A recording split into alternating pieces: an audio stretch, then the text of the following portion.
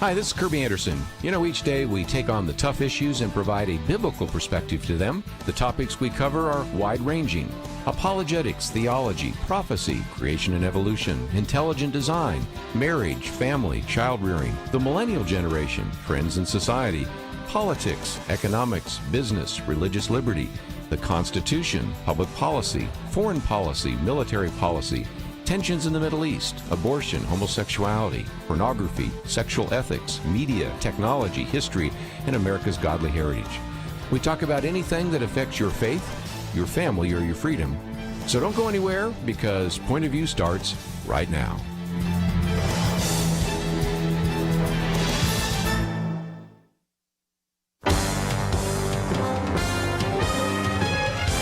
Across America, live. This is Point of View.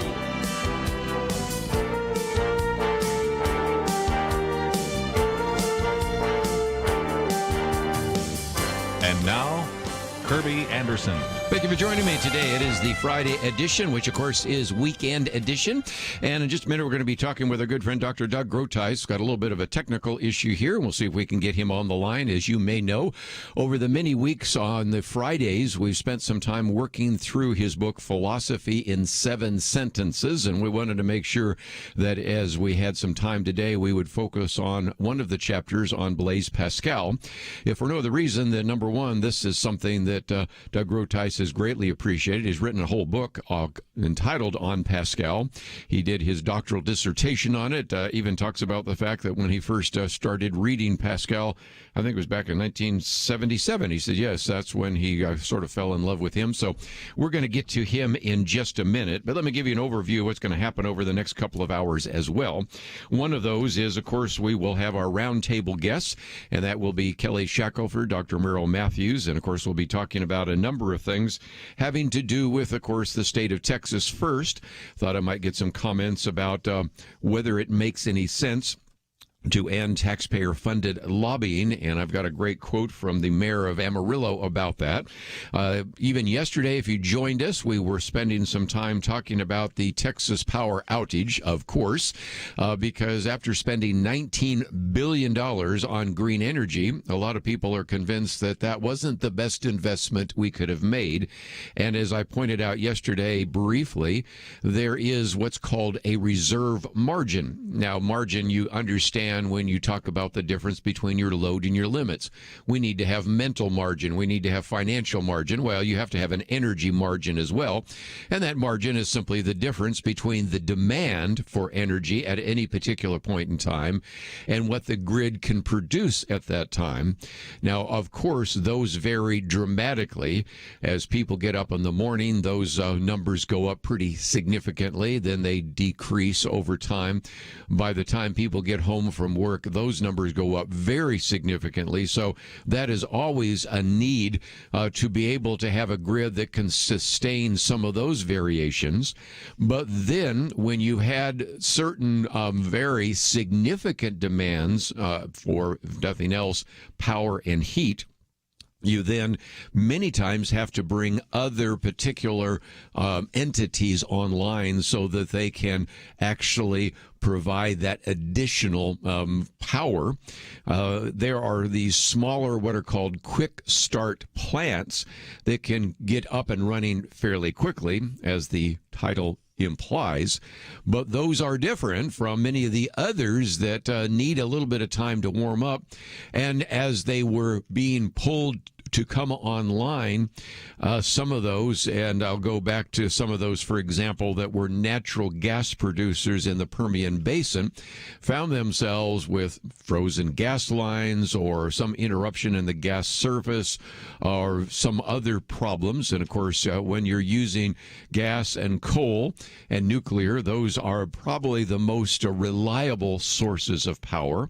when you are depending upon wind, when the wind turbines freeze, you can see that you're going to get very little power out of them.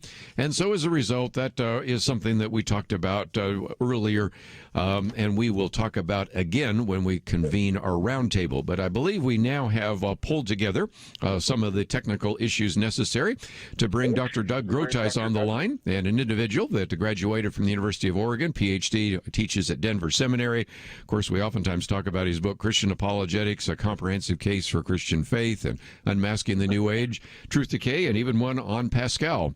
And Doug, I understand you spent a little more time in the state of Texas than you planned to. You were supposed to get back, I think, on Monday, weren't you? And you just got in last night. Yes, we were going to press through and drive from Fort Pierce to Denver in about 4 days, and something intervened called the worst winter storm in Texas history, I think.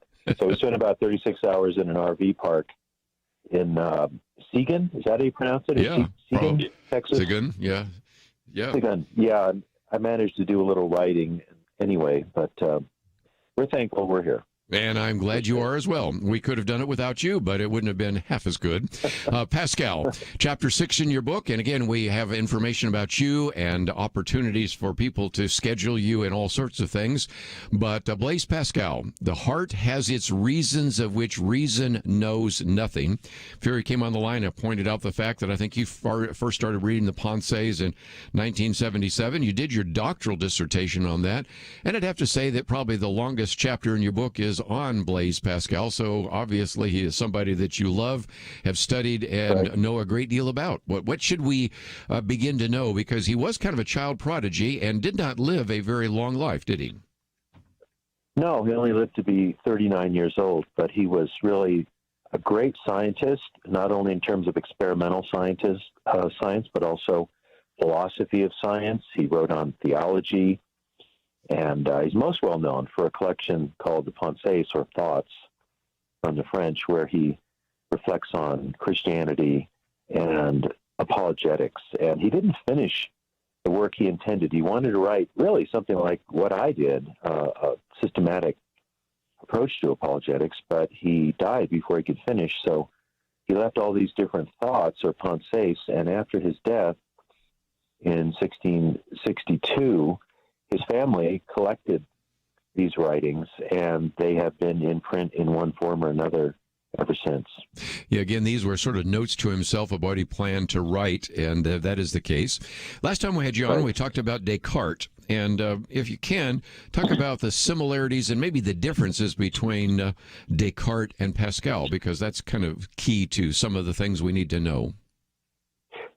Yes, that's interesting in the history of philosophy. They're often pitted against each other, but there are similarities. They were both practicing Roman Catholic Christians. They were very concerned with the proper foundation for science. They both held that there's a distinction between the mind and the body.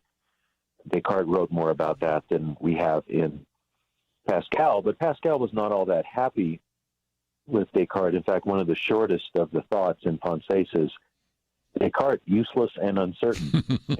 So that's quite an insult. We knew where he was going on that. Yep. Yeah, they did overlap in a lot of areas, but Pascal developed the sense of what the self is a lot more in depth, actually, than Descartes did. He talked about this idea of the heart, or the intuition of certain features. He took it a lot further than Descartes did. Let's take a break. When we come back, we'll get into that, because there is kind of the role of reason, and then, of course, the very significant issue of heart. The heart has its reasons of which reason knows nothing. And so, again, I want to get into some of that. And as we go through this, we do recommend this book, and, of course, many of the other books by Dr. Doug Groothuis, Philosophy in 7 Sentences. If you find yourself saying, you've kind of whetted my appetite for philosophy, but realistically, I'm not going to buy one of those heavy tomes on philosophy, but I would maybe like to read through some of these philosophers that you summarize for those of us that probably will never pick up one of those thick volumes about philosophy. So again, we will come back and talk a little bit more about Blaise Pascal. Dr. Doug Groothuis with us. We have information about him and the book we've been talking about. And then, of course, we will convene our weekend edition Boy, we have a lot to talk about today. We'll be right back.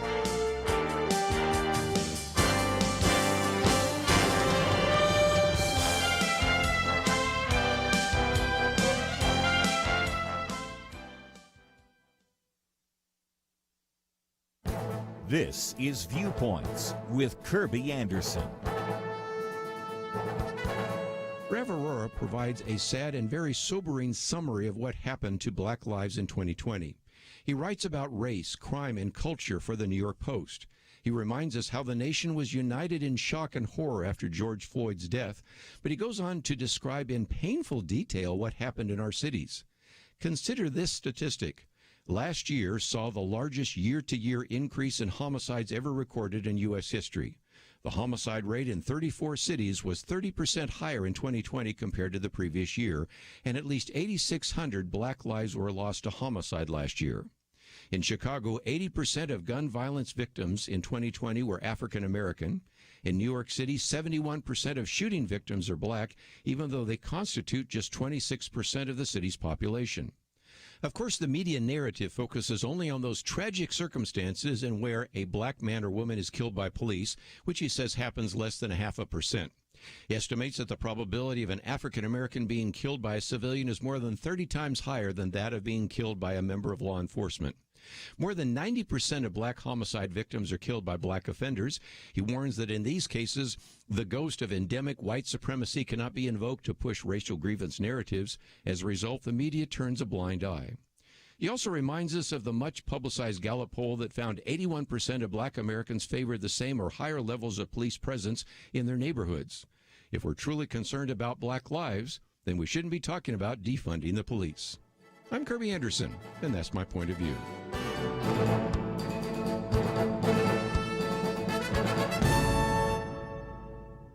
Go deeper on topics like you just heard by visiting pointofview.net. That's pointofview.net.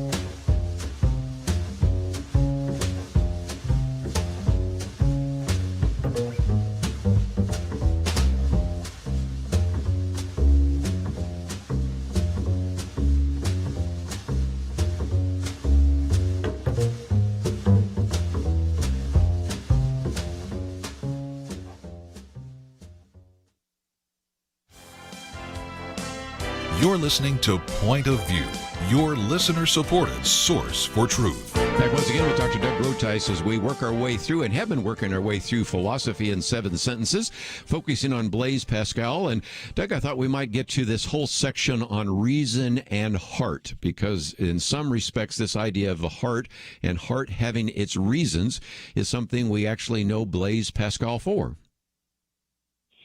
Right. The quote that I used for my sentence in this chapter is, the heart has reasons that reason knows nothing of. We know this in many ways.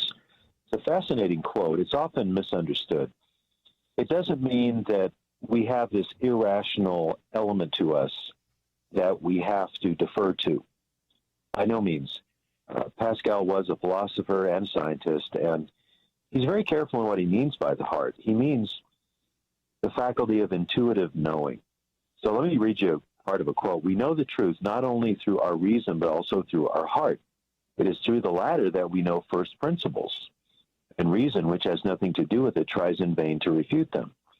That sounds like he's saying something against reason, but he isn't.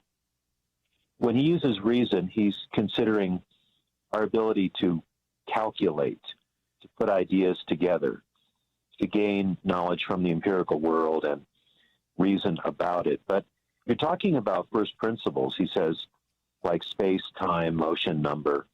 These things are very solid, but you could doubt them, and skeptics doubt them. They say, how do I know that things really move out there in the external world. Maybe I'm just dreaming.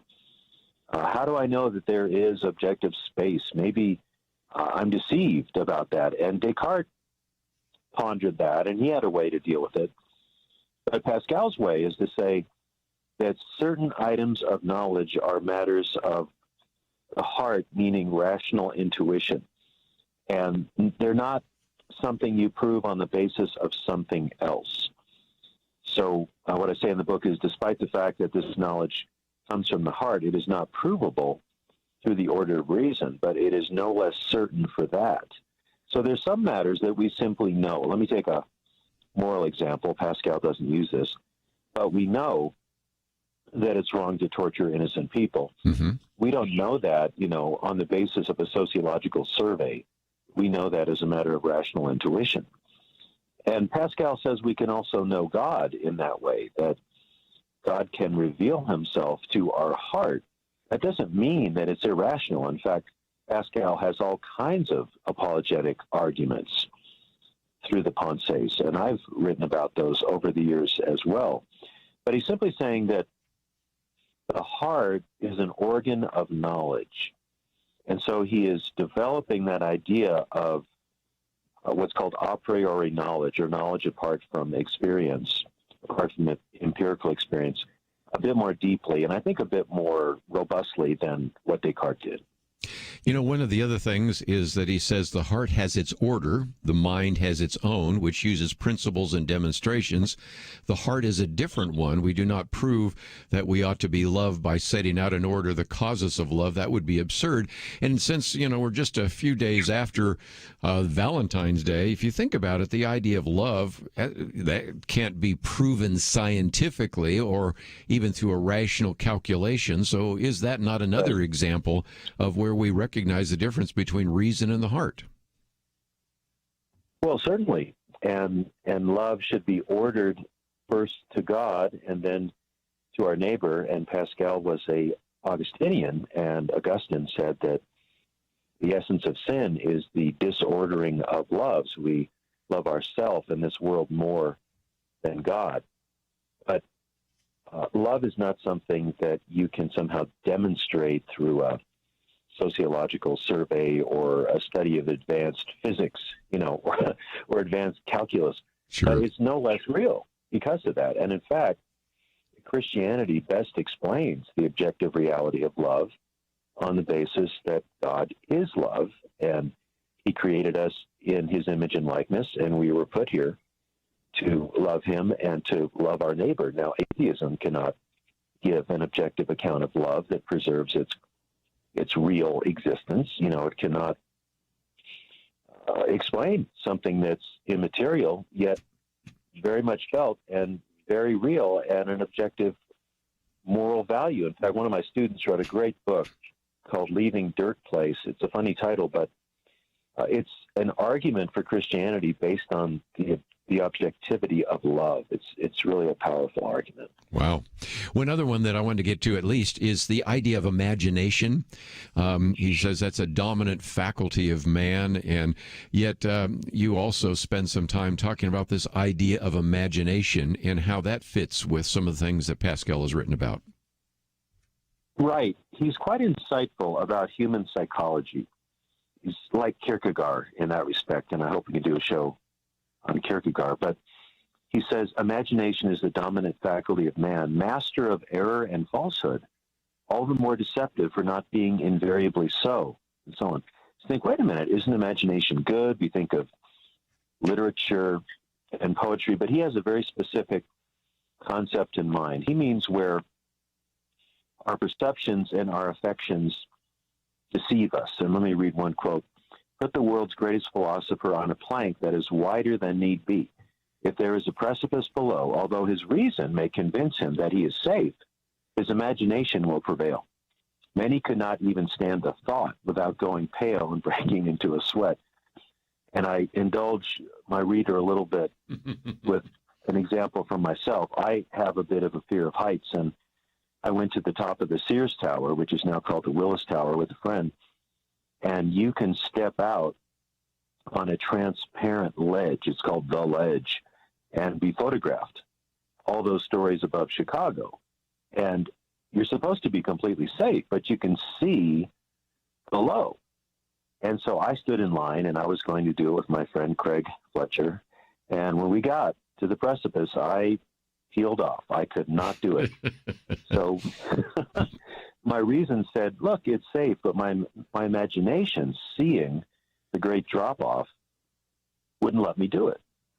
So there are lots of cases in life where our imagination can hinder our reason. Our imagination can work with reason, like, let's say, thinking about one of Jesus' parables. But imagination can work against reason. And I think a thoughtful person will keep that in mind when they look at their own beliefs, their own fears and loves. In the last few minutes, let's talk about how we can benefit by maybe taking the time to read Blaise Pascal's Pensées, or even to read your book, A Philosophy in 7 Sentences, because in some respects, that really answers some of the kinds of contemporary questions we have. People trying to convince us that now that we know so much more about neurophysiology, we see that there is no mind, there's just a brain, that everything can be explained by science. Our so-called new atheist friends reject any kind of argument for the existence of God. There's a sense in which some of the material that is in your book, and even what Pascal talks about in the Pensées, provides some very helpful answers to some of the things we're facing even here in the 21st century, don't you think? Well, he certainly does, and nobody had better scientific credentials in the 17th century than Blaise Pascal. And Bertrand Russell, to the contrary, Pascal did not throw away his reason after his so-called second conversion, when he became more serious religiously. He continued to do science, and he was developing a Christian apologetic. So for our listeners, I'd recommend a collection of his writings called The Mind on Fire, edited by James Houston, with an excellent foreword by Os Guinness. And that puts many of the Pensées and other writings in a logical order. But it's not complete. If you want the complete thoughts of Pascal, you should read the Penguin edition of Pensées, which is edited by Alvin Crailshamer. That also has a fantastic introduction to put everything in order. But you don't just read Pascal for philosophical arguments. You read him also for devotional insights. He has some of the most beautiful statements I've ever read about the majesty of Christ, for example, and the meaning of faith and the meaning of self-denial. He's really a profound thinker who I have been learning from, a very long time, since I was about 20 years old. And I'm now 21. No, I'm now 64. Just before we let you go, let me mention again, we always, as always, have a link to the book and also a link to DouglasGroothuis.com. You don't even know how to spell his name, because we have that on our website, pointofview.net. Hope that you'll take the time to read some of the other things. His most recent one on the reality czar. I know you're going to be having something coming out on Ravi Zacharias and a number of others. So, again, some great reading from Doug Groothuis, who's been joining us on these Fridays, and once again been talking about philosophy in 7 sentences. Let's take a break. When we come back, we will be actually convening our weekend edition, and that will be an opportunity to hear from Kelly Shackelford and Dr. Merrill Matthews. That coming up right after this.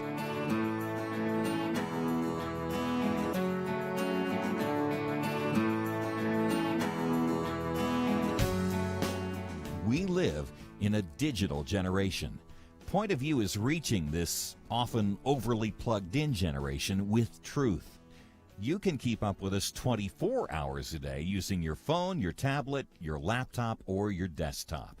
Search for the Point of View Radio Talk Show on Facebook, where you can keep up with today's issues, learn about current and upcoming guests by liking us on Facebook. Also, follow us on Twitter. Our handle is @Point of View RTS. That stands for Point of View Radio Talk Show. Learn, interact, make a difference with Point of View using new media. And here's one way you can make a big difference. Help us increase our reach by spreading the word among your friends. Share a Facebook post.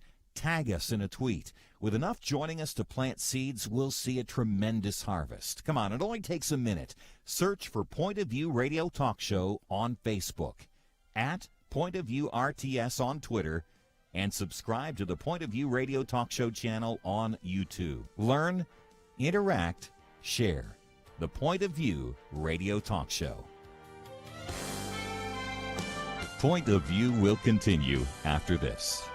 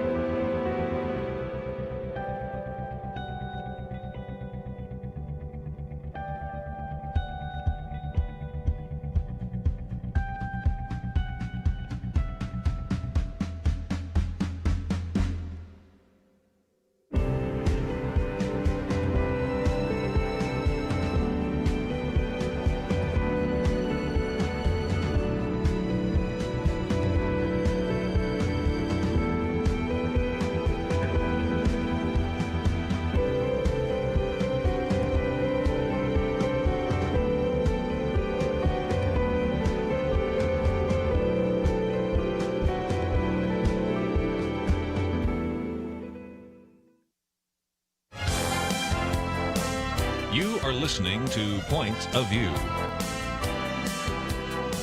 The opinions expressed on Point of View do not necessarily reflect the views of the management or staff of this station. And now, here again, is Kerby Anderson. Back once again, it is our weekend edition. We have in studio with us today Kelly Shackelford of First Liberty and Dr. Merrill Matthews of the Institute for Policy Innovation. If you look on our website, you will see we've posted some articles by both of the organizations they're associated with. But I sort of thought that since most of the listeners this half hour are in the state of Texas, with apologies from you in Minnesota, Nevada, and a few other places that are listening in as well, the primary number in Texas, and this has become kind of a national story. So, Dr. Merrill Matthews, I tried to explain a little bit about the reserve margin, but you're kind of our energy expert. The margin, of course, is the difference between the demand for electricity and what the grid can produce. And there are a few people been pointing out that Texas taxpayers have been subsidizing green energy at the tune of $19 billion for these many years. And when you have frozen wind turbines, there's some people that are wondering maybe we should rethink some of our investments. What are your thoughts? And wind turbines do provide a percentage of our, a good percentage, in fact, more than any other state, of our energy. Very true. And we did not apparently winterize those wind turbines because people came out and said, well, that's obviously a problem because you have wind turbines, but they have them in Minnesota and Germany. You go over Germany, and it's, the country's covered with wind turbines. We didn't do that. And apparently on most of them, and so that has been a problem. But we had, as a number of people have pointed out correctly, we had a number of problems in a range of different energy sources, including natural gas and coal and and the nuclear. So it was a multifaceted problem. Having said that, my understanding is our reserve elements for the state power grid have been declining over the years. They've reduced that extensively. And it's not clear to me why they weren't as prepared as they should have been. I told my wife back in mid-January, I was looking at the news, and I said, there's reporting that it looks like the elements are developing for a polar vortex again, like we had back in 2011. And I'm wondering if the power grid's getting ready for this. And apparently they said, well, no, we had information about that. And back on February 8th, we started preparing for this. That wasn't, the news was out there before that. So some of this appears to be a government failure. Right. A lot of it's going to be blame gaming. And some of it has to do with our energy sources here.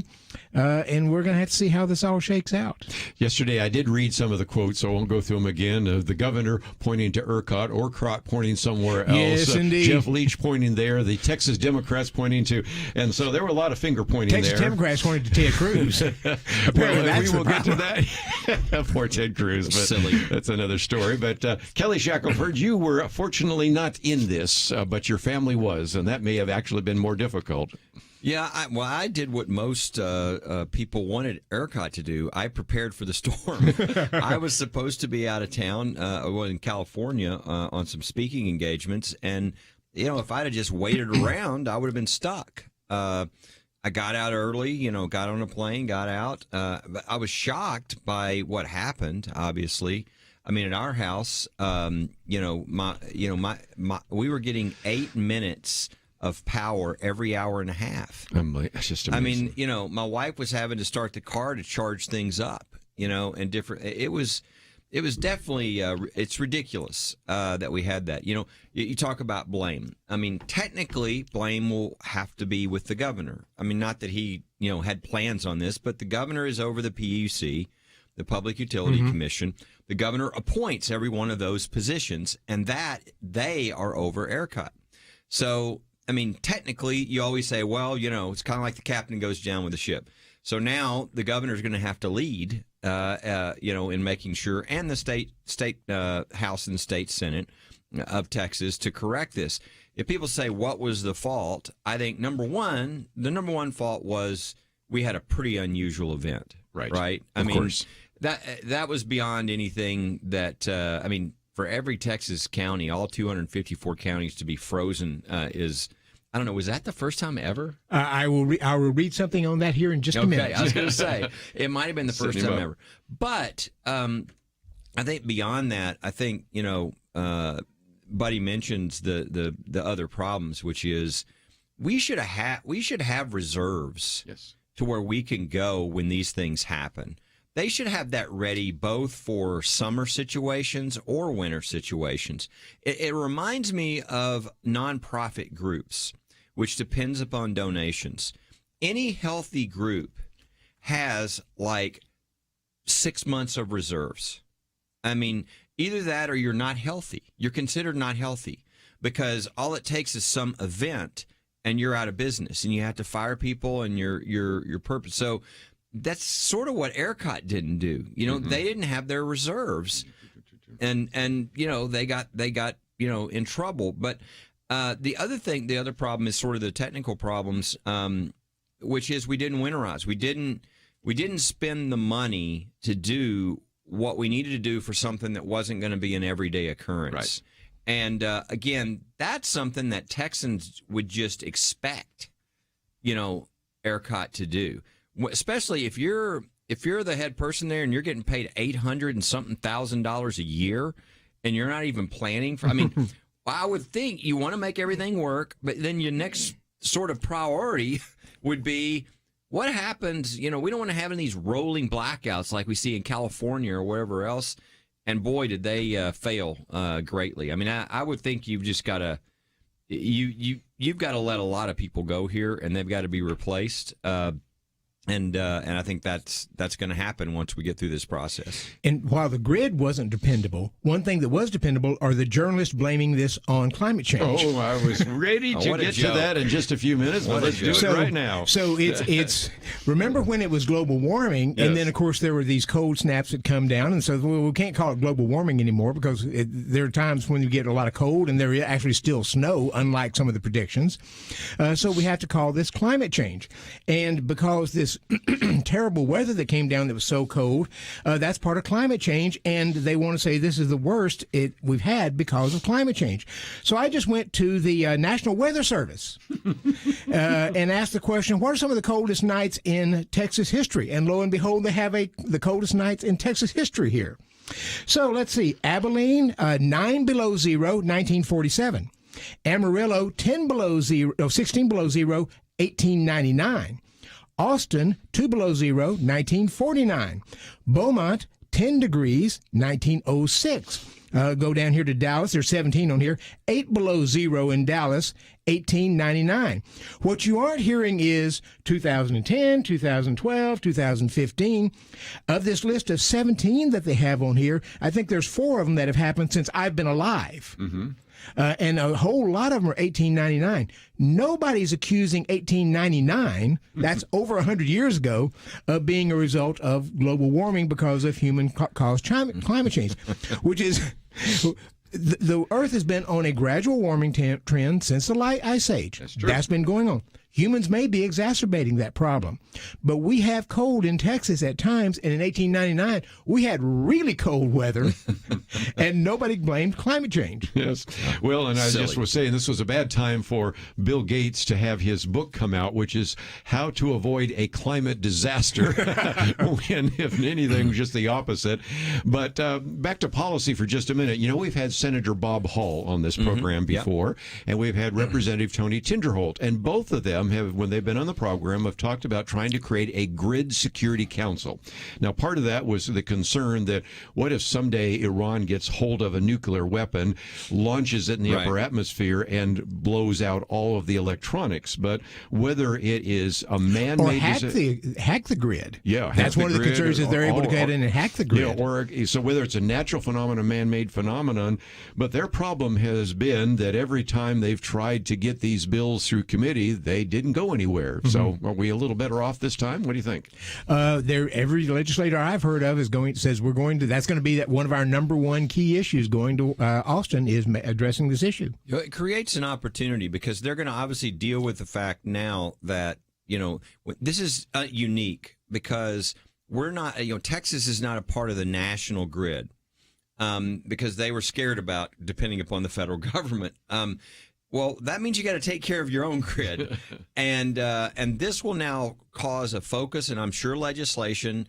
Even if it'll include silly things. I think it's appropriate, but like these people should live in Texas if they're on the board of ERCOT, right? Yeah. But it'll have, I think, much more substantive things, and I think it'll be a great opportunity to protect from these type of terrorist attacks and what's being done there. And so I think it'll be a good thing long term to get this corrected. But this never should have happened. This is people not doing their job and making some pretty serious mistakes that, numbers of people died because of that. Mm-hmm. And we just can't have that happen again.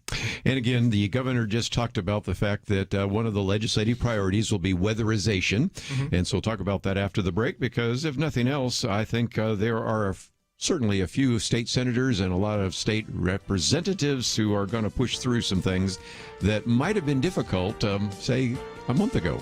We'll be right back.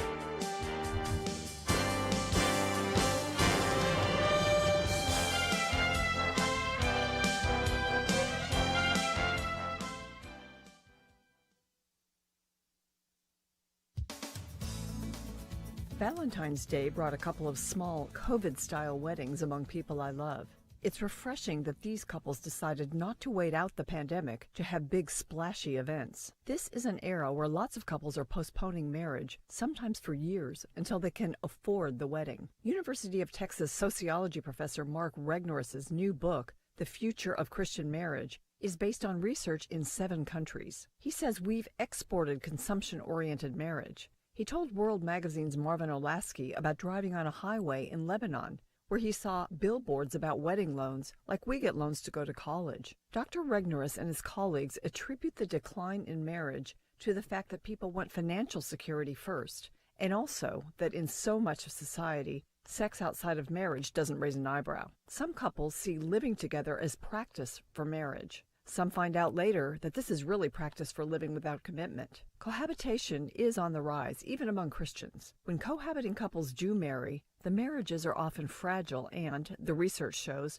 are more likely to end in divorce. Dr. Regnorris points out that cohabiting couples may practice a sort of fidelity, but when this couple hasn't made a commitment for the future, there's an anxiety and uncertainty that colors the relationship. Cohabiting couples, having developed certain strings and attachments, frequently just sort of slide into marriage without what Dr. Regnorris calls the proper level of future orientation. A good question for couples contemplating moving in together is, why do you want to fake like you're married instead of actually getting married? Mark Regnorris advises digging into the reasons such a couple might not want to marry and working on those. God designed marriage. That fewer and fewer are marrying is a trend that needs reversing. We can start by encouraging believers to refuse marriage light and hold out for the real thing. For Point of View, I'm Penna Dexter.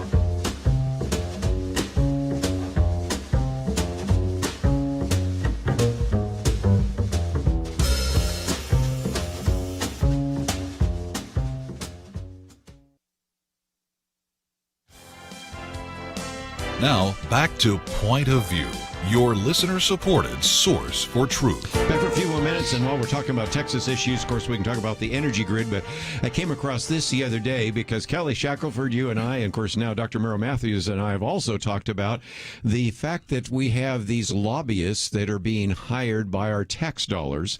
And so the mayor of Amarillo the other day was defending taxpayer funding lobbying by saying that lobbyists with taxpayer dollars are kind of like hiring a plumber to make flushing toilets or non-flushing toilets flush again. Dr. Merrill Matthews, there's a joke for you right there. Something needs to be flushed, right? Gosh. And I hope we end up addressing this issue. The Texas Municipal League is one of the worst offenders of this issue, of taking tax dollars and using that to lobby. And we've had people who've tried to, state senators who've tried to change this. They haven't had success yet, but there may be some growing element that would like to actually see this change. Yeah, this was an idea I proposed like 20-something years ago that they finally are getting some play for. It's wrong. It's morally wrong. I mean, any politician, any elected official who says something like this, mayor, I think you've now shown this person has no business being in office. I mean, because if they not only think flushing toilets. I mean, that's a punchline for sure. I mean, people don't understand that this is the government using your taxpayer money to lobby for more government money and taxes on you. It's wrong. If the mayor of whoever, wherever, wants to go in their free time, their days off, if they want to go and talk about something at the state legislature, okay. That's what every other citizen has to do. They have to take time off and go down to the legislature. The idea that, that your mayor is going to send paid lobbyists with your taxpayer money to Austin to try to get more tax money sent, that just violates everything that Texans are about. Now, the problem is, the lobbyists are so powerful. It's true. That you can't, it's hard to get this through. I mean, which kind of is proving the problem. And so what I like is on the Republican Party of Texas, they listed this as one of the top priorities this session. So now we will see, and I don't know that we'll like the answer, but we will see, are the state Texas is a majority Republican, heavily majority Republican in the legislature. If they just did their priority, this would pass. So we're going to find out, are those Texas Republicans more representing their party and their constituents, or are they more representing the lobbyist? And that's what you're going to find out during the session. And there's a related problem. And I don't know that this goes on in Texas. It goes on in Washington, where government unions of government employees are allowed to, some of the employees are allowed to take taxpayer dollars because they're being paid by taxpayer dollars as government employees, but they're able to take time off to work for union issues. Right. And I don't know this goes on in Texas, but it does go in Washington, and that's a related problem. I don't think, as taxpayers are paying people to be working for the federal government, they ought to be working for the federal government, not for the unions that they represent, in order to go out and try to get more money out of the federal government to pay their employees. That's right. Yeah. Well, again, it kind of relates to something you were mentioning just a minute ago. Will the solution be to make sure that everybody on ERCOT, there's 16 members of the board, should be actually in the state of Texas, given the fact that some of them actually live in Michigan and places like that. And so that's just another one of those issues, because primarily the legislature right now is supposed to focus on a balanced budget and redistricting and a few other things. But I think there's some things that are starting to bubble to the surface. That is just this general frustration about, for example, energy and taxpayer-funded lobbying and a number of other issues. And you would think with somebody who has, with an organization with somebody on the board who lives in Michigan would know something about winterizing the grid. Yeah, the one positive rationale for why they could be outside of Texas just didn't work. It's the idea that I haven't heard anything about the Public Utility Commission. That's another question you raised. They're the ones that is over ERCOT, and they're the ones appointed by the governor. What say they about, should they have been checking? And should they have asked ERCOT, we need to see your plans? Is that not part? If they're over them, what do they do? Mm-hmm. I don't know. I don't know the answer to that, but they're definitely, I'm sure a lot of this is going to come out when you have the hearings and everything else. But what's sad is that the media attention is more on, Senator Ted Cruz going on a family vacation, rather than, these type of issues. Cuomo, who's, there's a report that's just come out, maybe is responsible for over 1,000 deaths. More coverage of the Ted Cruz, taking his family on vacation than there is on that.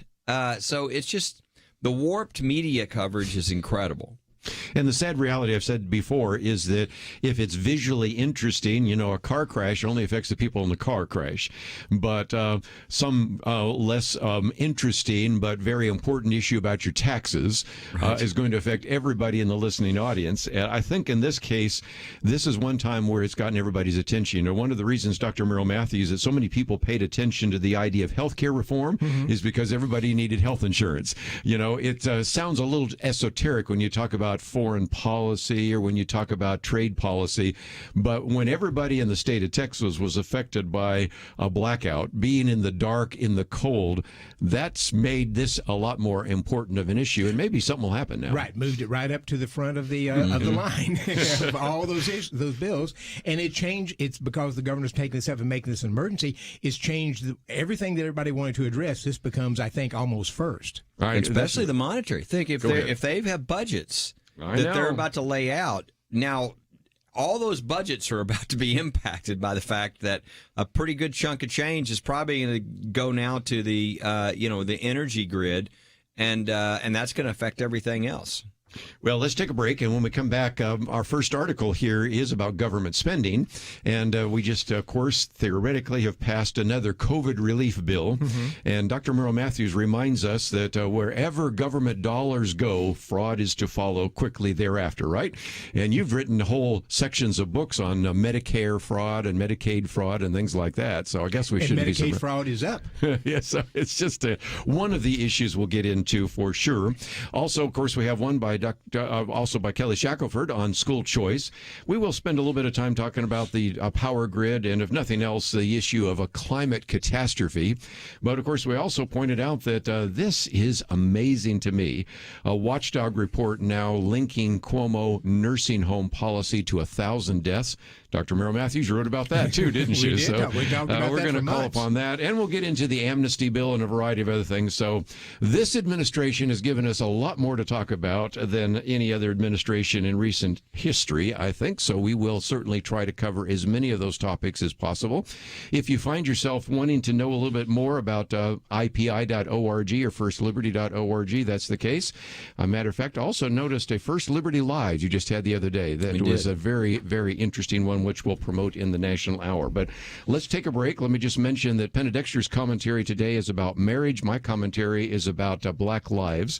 All the Black lives that have been taken this last year that probably came about because of things like Black Lives Matter movement. So those are some of the viewpoints, commentaries, and of course we also have your action item and a variety of other issues. So let's take a break. When we come back, we will convene our weekend edition, and we are grateful that you can join us today. For the next 2 hours, we'll be getting into all these issues on a national level. And of course, if you'd like to join us, that number is 1-800-351-1212. Be right back.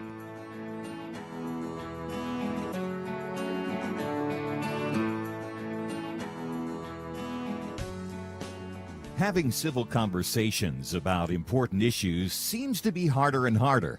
Various media outlets tell people what they should believe, why they should be outraged, and getting people to actually think, well, it can be difficult. Whether it's the gospel, tax issues, social policy, or just about anything else, you need to have solid information and clear thinking to address the hard issues. You need God's truth applied. And that's what you get in less than 2 minutes with Point of View's Viewpoints Commentary, a daily resource to help you be informed and think through the things we need to be talking about. It is free and will arrive in your inbox each day when you visit pointofview.net/signup. Sometimes we know we should say something, but we're silent because we're not quite sure what to say. Viewpoints Commentary can help you break the silence and change the narrative. It can make you a more equipped agent for truth. Get your free subscription to the Viewpoints Commentary at pointofview.net/signup. Pointofview.net/signup. Point of View will continue after this.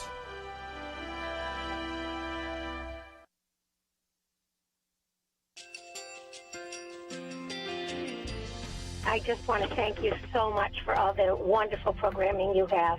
You're just absolutely fantastic. I recently started listening to Point of View, and I really found it interesting because of the different subjects you cover. Thank you for that. I really appreciate everything that you do in keeping us informed. Thank you, Kerby, for everything that you have been doing. I appreciate all the work that you're doing, advocating for the Word of God. Thank you so much. Point of View, I think, is absolutely necessary because it's a Christian perspective, a biblical worldview perspective, and receive very current, up-to-date information about what is really going on, week to week in our culture, which is changing so rapidly, and yet it's morally sliding backwards. Yeah, I'm just, first of all, I thank you guys. Y'all's program is wonderful, and enjoy it every day. I learn so much every time I listen to it. Point of View Radio Talk Show.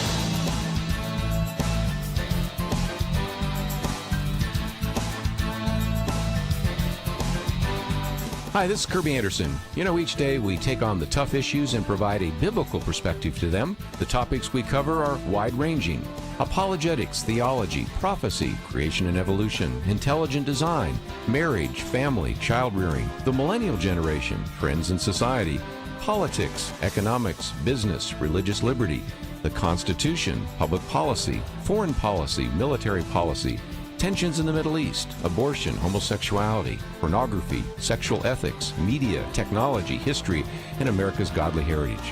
We talk about anything that affects your faith, your family, or your freedom. So don't go anywhere, because Point of View starts right now.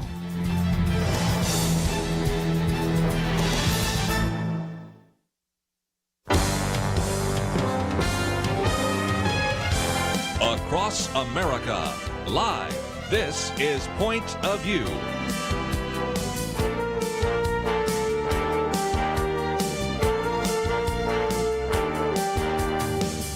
And now, Kerby Anderson. Thank you for joining us. It is the weekend edition, and we have in studio with us today Dr. Merrill Matthews and Kelly Shackelford with the Institute for Policy Innovation as well as First Liberty, and we have a lot to cover. First of all, of course, we have posted some very good articles related to everything to the Texas power grid, and that has been something we've been following for some time. We will be talking about the idea of government spending, because another spending bill heading down the pike, and does spending lead to fraud? I think we know the answer to that. Kelly Shackelford is going to give us an update on a couple of cases, one out of Maine dealing with school choice and some others. We have, of course, the Cuomo nursing home scandals. That's one of the articles we posted. We have one about the fact that we're facing a climate crisis, supposedly, and that is being promoted not only by the President, Joe Biden, but by Bill Gates. And some of the other articles we posted, should women be drafted into the military? That's one. We have an amnesty bill being proposed right now, the Equality Act as well. And if you would think that those are all major issues that Congress should be focusing its time and attention on, yesterday we talked about a hearing to actually make sure that reparations will be applied and sent to individuals who have never been in slavery, whose families maybe were never slaves.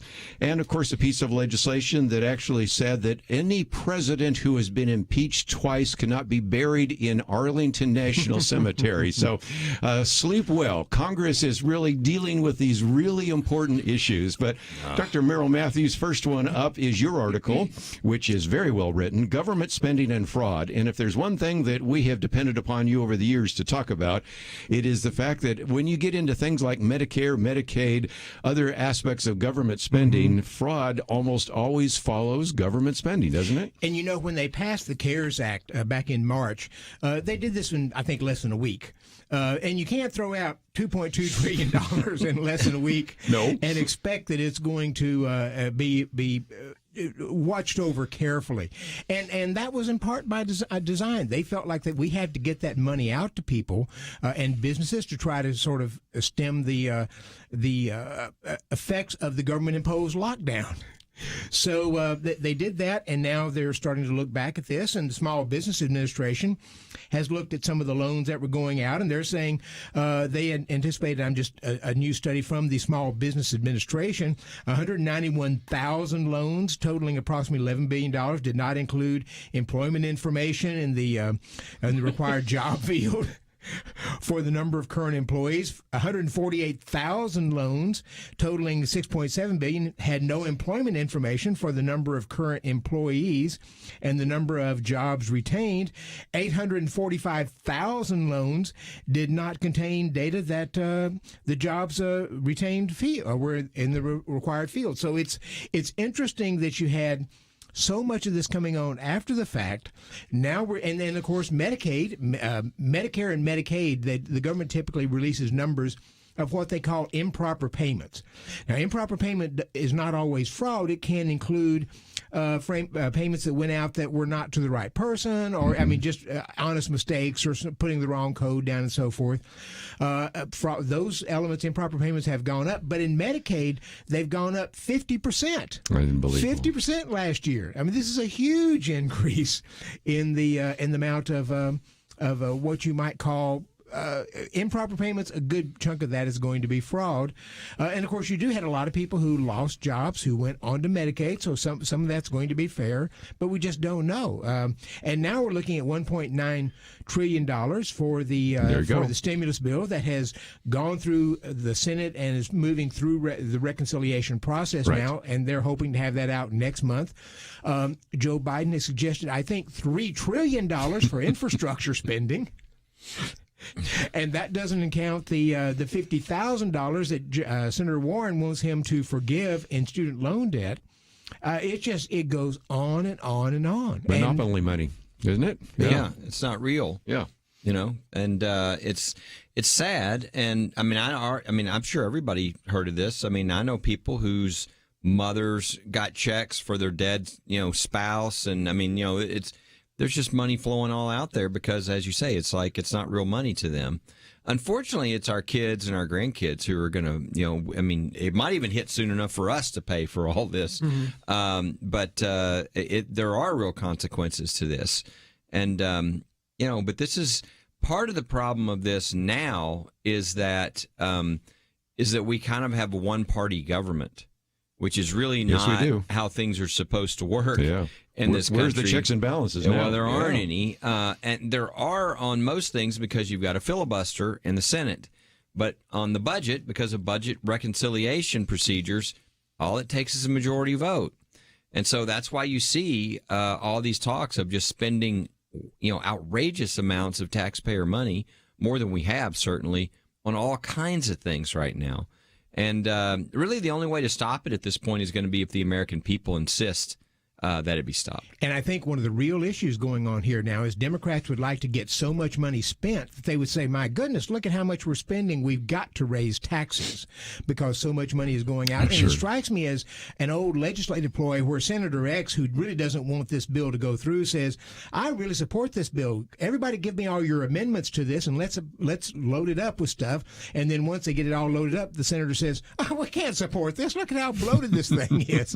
So I think it's sort of in a reverse way of doing it, saying let's do all this spending. At some point they say, now look at all this money. The deficit and the debt are huge. We got to raise taxes. Yes. Well, and again, I think that's going to be the sticker shock that a lot of people are going to face pretty quickly.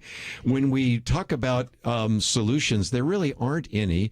Matter of fact, Kelly, this is kind of funny because a while back there was somebody was suggesting maybe the way to address this issue of voter fraud is to require every state to check their voter registration numbers to Social Security payments. Mm-hmm. And as soon as I said that, Dr. Merrill Matthews went, well, that's that just shows you how bad off it is. We're sending out Social Security checks to dead people, right? Yeah, and so we shouldn't be surprised that dead people are voting too, right? I mean, it just shows you just a lack of control that has actually taken over our government today. Well, which is why the answer to a lot of these things is to, at the local level, to start getting control of these things. For instance, on voter fraud or voter irregularities, states can do incredible things to clean this up. And in fact, it's being attempted in a number of these states, whether it's Georgia or even in places where it wasn't as huge of an issue, Texas and other places. They have numerous bills being filed. Really, you've got the example of what DeSantis did in Florida. I mean, Broward County was always the joke of the country. Florida was the joke of the country. They were just seemed to be, even after the hanging chads, if you'll remember, they had all those problems, and everybody was like, what is wrong with these people? DeSantis comes in as governor. They insist upon a reform to pass new legislation. And as I understand it, part of the legislation, or at least part of the solution was, if you didn't, every county administrator or whatever, if you didn't get your results in by 9:30, then you're fired.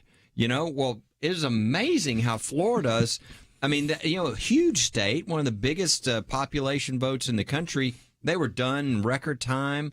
There was no problems in Florida. So this can be done if people at the local level will take responsibility. Right now, that means calling your own state legislator and just insisting that they get good voter integrity laws through. Well, let's take a break. If you'd like to read this first article, we have a link to ipi.org, or you can find it on our website, pointofview.net. Got a lot more to cover. We'll do that right after this.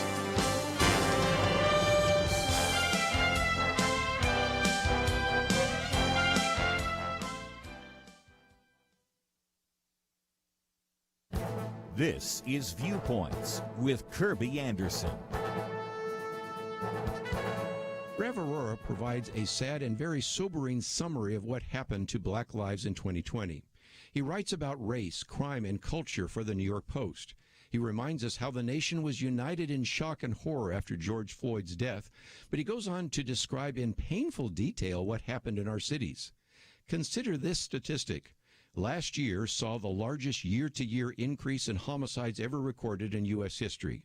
The homicide rate in 34 cities was 30% higher in 2020 compared to the previous year, and at least 8,600 black lives were lost to homicide last year. In Chicago, 80% of gun violence victims in 2020 were African American. In New York City, 71% of shooting victims are black, even though they constitute just 26% of the city's population. Of course, the media narrative focuses only on those tragic circumstances and where a black man or woman is killed by police, which he says happens less than 0.5%. He estimates that the probability of an African American being killed by a civilian is more than 30 times higher than that of being killed by a member of law enforcement. More than 90% of black homicide victims are killed by black offenders. He warns that in these cases, the ghost of endemic white supremacy cannot be invoked to push racial grievance narratives. As a result, the media turns a blind eye. He also reminds us of the much-publicized Gallup poll that found 81% of black Americans favored the same or higher levels of police presence in their neighborhoods. If we're truly concerned about black lives, then we shouldn't be talking about defunding the police. I'm Kerby Anderson, and that's my point of view.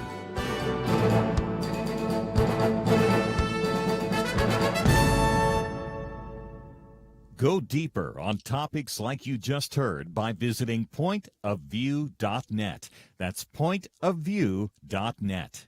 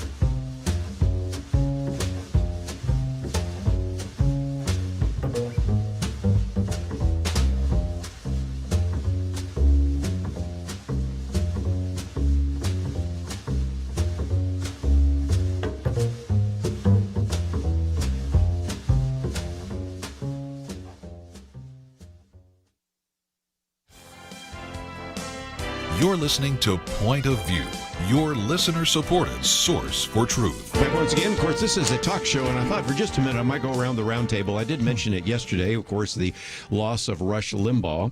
And, of course, we've also said it was kind of interesting to see the parallels, as Marlon Maddox started this show back in about 1972, and about that same time, a guy by the name of, at that time, he didn't call himself Rush Limbaugh on the air. He had a different name, but he was spinning some records and things for AM radio and those kinds of things. But then, of course, over time, Marlon put this particular program up on a national program, and eventually, I guess it was in about 1987, is when Rush, 86, 87, he was in Sacramento. 88, he went to WABC. And, of course, he's been on the air for 30 years. And you think about Point of View's been on almost 50 years. But what about that? Is there a future for maybe an heir apparent to Rush Limbaugh? Or is there a future for talk radio? Certainly, many people say that whether you like Rush Limbaugh or not, he really saved talk radio in many ways. And as a result, we see so many talk shows out there. You know, it wouldn't surprise me if somebody doesn't come in and step in for his place. But on the other hand, I'm not sure anybody steps into his shoes like he did. And so the other side of it, it wouldn't surprise me if the Excellence in Broadcasting Network ends up saying, we had a good run. We did well with this, and we're going to just eventually close the thing down. I think Kelly's saying that they're going to run some of the stations are going to be running old shows of his, but it wouldn't surprise me if they just didn't sort of fold it up. So I think you could expect either one of those things. I just don't know. Yeah, you know, I think of the Rush Limbaugh subject. The first thing I think of on all the stations that Point of View covers is the first issue is, well, where is Rush Limbaugh right now? And I think the general consensus is he was open about that he has accepted the Lord, as his Savior, and so he's very hopefully we are all hopeful, and it seems logical that he's in a much better place right now. That having been solved, what is his legacy or whatever? There's nobody at his level of what he did. I mean, number one, entertainment wise, I mean, he obviously collected a huge audience and he knew what he was doing there. I think he's a great example of people doing what they feel are their gifts, even though his family was like, there were lawyers and very successful people, and I'm sure they looked at him and like, you're a disc jockey at a radio station, but he was following where his passions and gifts were, and it turned out he ended up being much bigger than they were because he did that. I think that's an American story.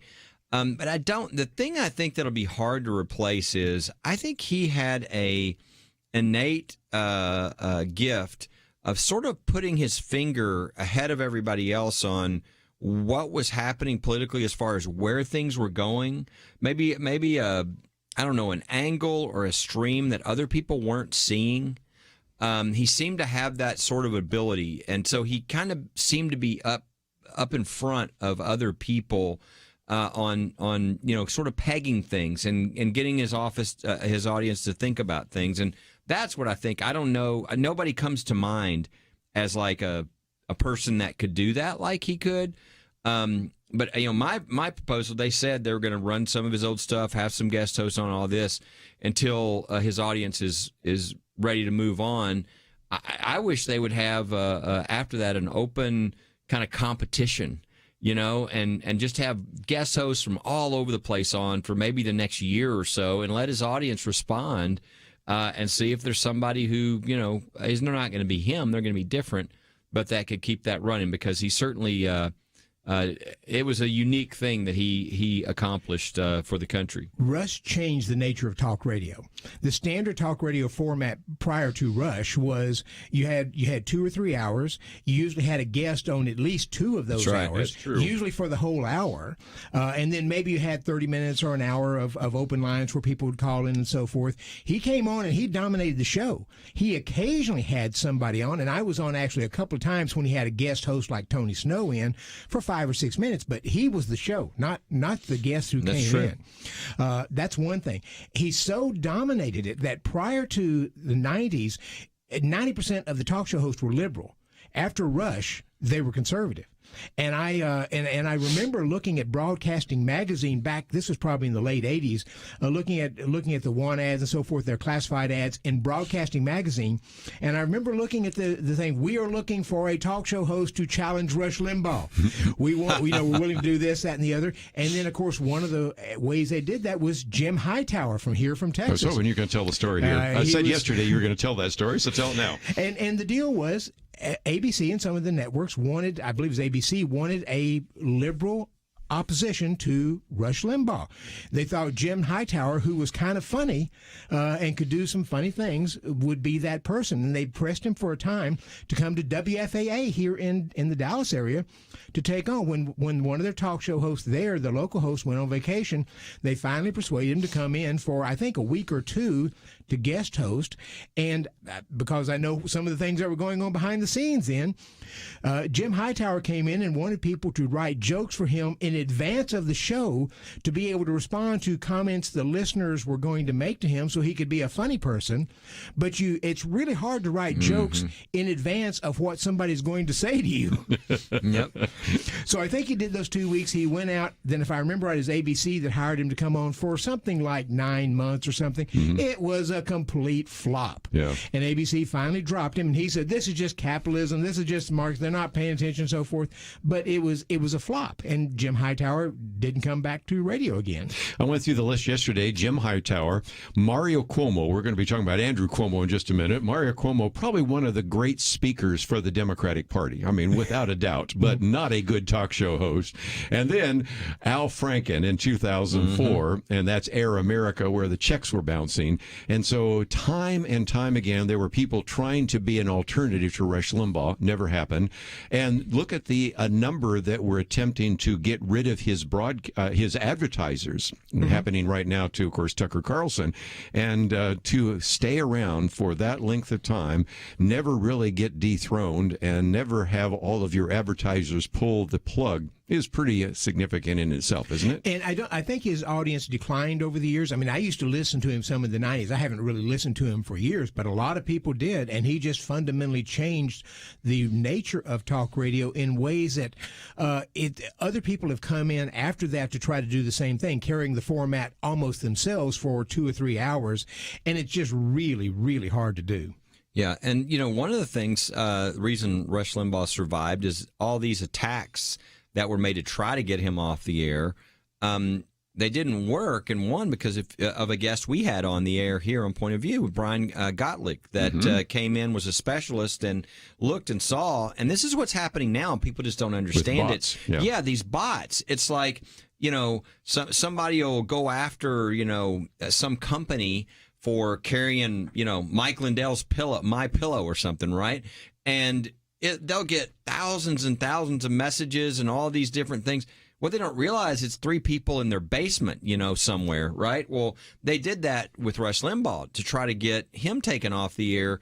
But he brought in people that uncovered that and really completely abolished that attempt. And we should mention also, Russ has some challenges at times. He became addicted to prescription drugs. I believe that was from back surgery, if I remember right. At least that was the story. Lost his hearing. And had some issues going on there. So he managed to be a survivor, not only from health issues and other things that he had to do, but from the left, just attacking him relentlessly. I just wish, I think it's Premier is the name of his host company now that's talking about what they're going to do in the future.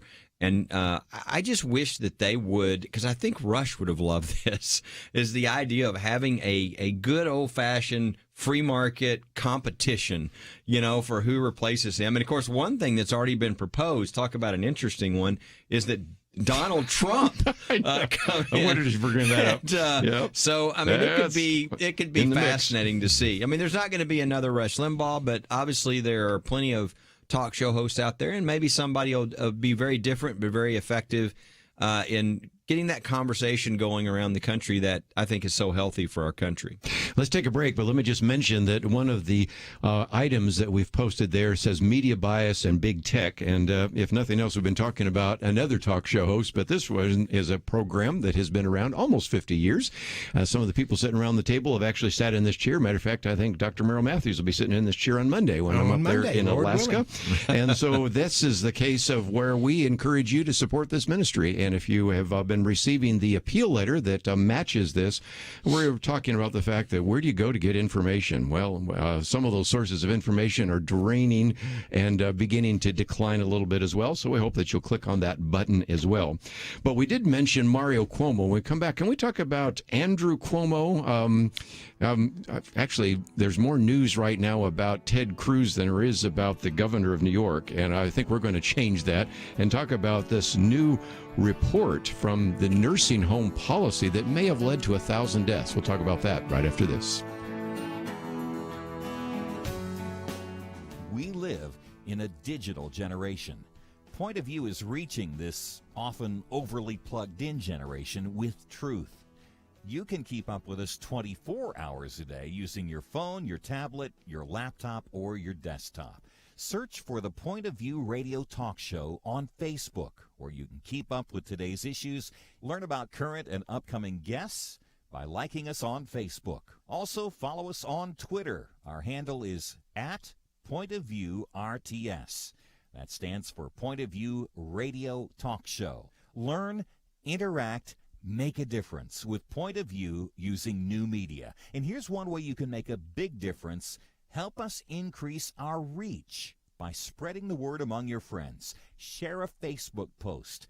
Tag us in a tweet. With enough joining us to plant seeds, we'll see a tremendous harvest. Come on, it only takes a minute. Search for Point of View Radio Talk Show on Facebook, @PointOfViewRTS on Twitter, and subscribe to the Point of View Radio Talk Show channel on YouTube. Learn, interact, share. the Point of View radio talk show. Point of View will continue after this.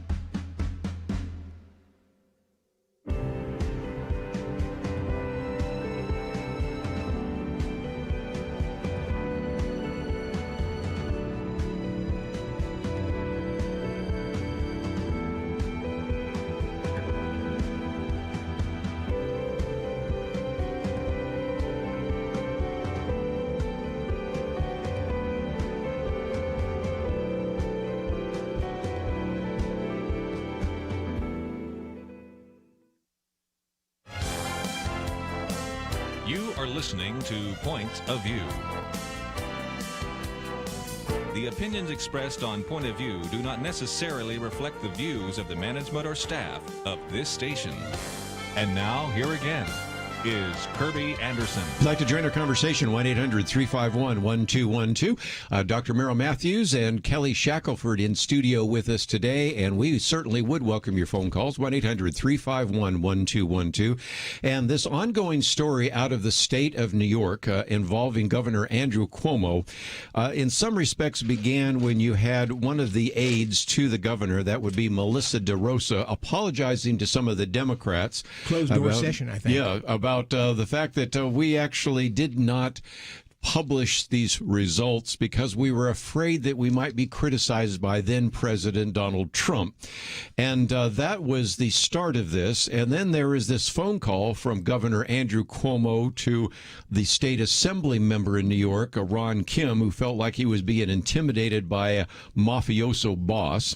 And then the nonprofit Empire Center for Public Policy issued its report in which they said of the 5,700 nursing home deaths, they found that probably at least 1,000 or more were associated with this controversial order.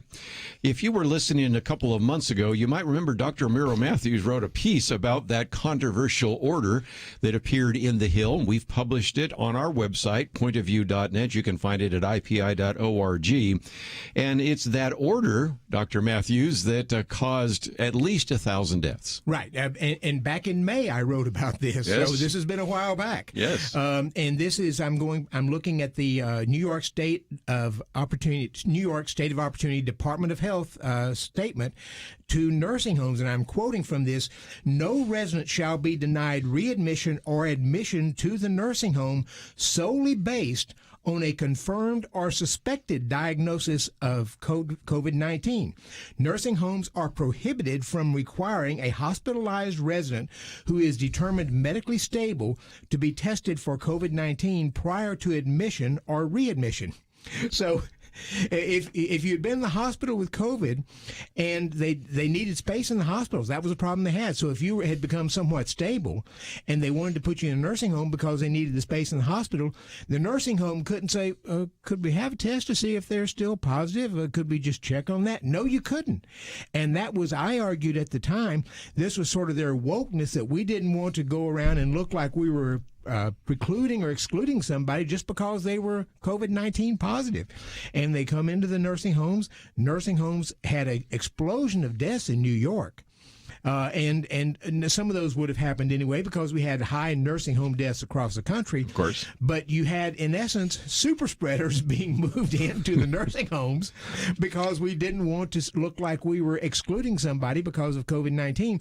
And I think it's actually probably going to be worse because what Andrew Cuomo did is, if you got seriously ill in the nursing home, they shipped you back to the hospital. So that he said later on, well, no, we weren't trying to hide any of these deaths. We were just shipping them back to the hospitals. Well, once you get them back to the hospitals, the death is counted at the hospital, not the nursing home, where your policies may have infected them. So again, there's two issues. Number one, at a time when he was patting himself on the back, and got an Emmy for it, and also writing a book about it, and all this. And meanwhile, they're pillaring various governors in some of the red states like South Dakota and Texas and Florida and things like that. It turns out not only was he actually increasing the number of deaths, but Kelly Shackelford, then we find out that they actually froze and did not publish their results because they were afraid they might be criticized by then President Donald Trump. Yeah, pretty clearly a major problem. As often in politics, it's the cover-up that sometimes gets you. In this case, the underlying problem is even worse, but the cover-up is still really horrible. I mean, the idea that they specifically lied and covered up information in part because they were scared that the president had mentioned this and the Department of Justice was looking at. I mean, have you ever heard of obstruction of justice?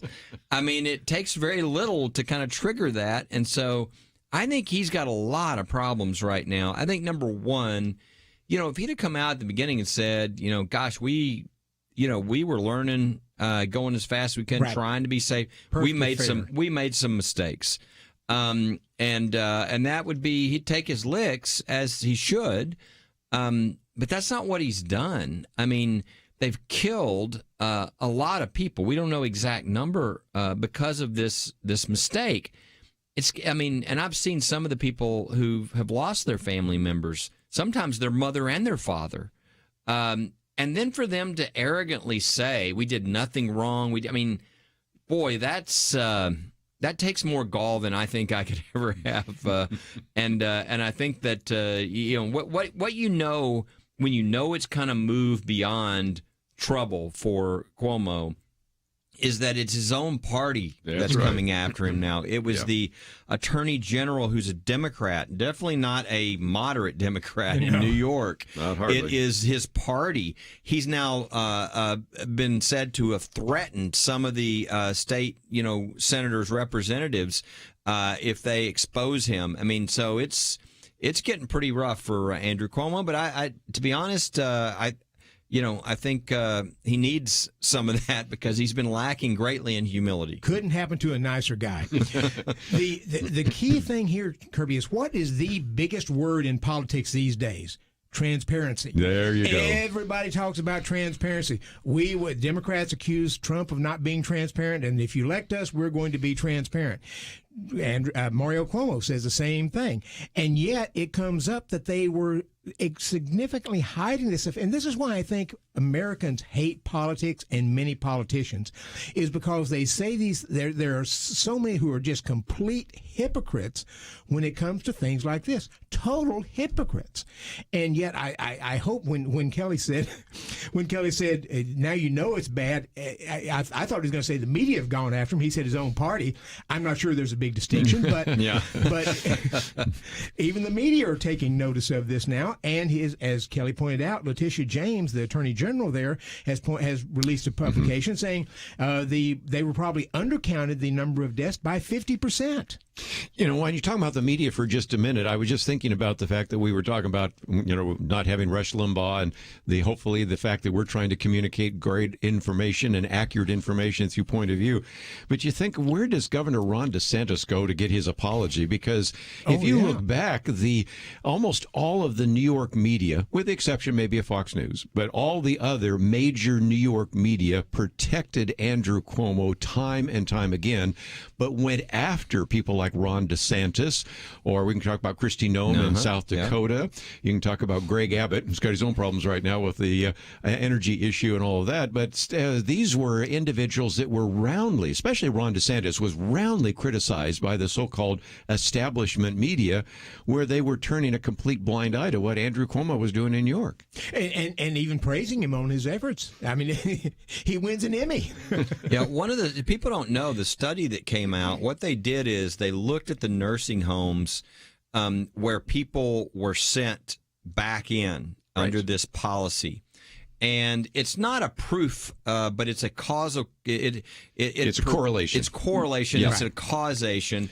But what it said is, if you looked at those places where they did versus the one where they did not do that, it was like almost a 10% increase in deaths.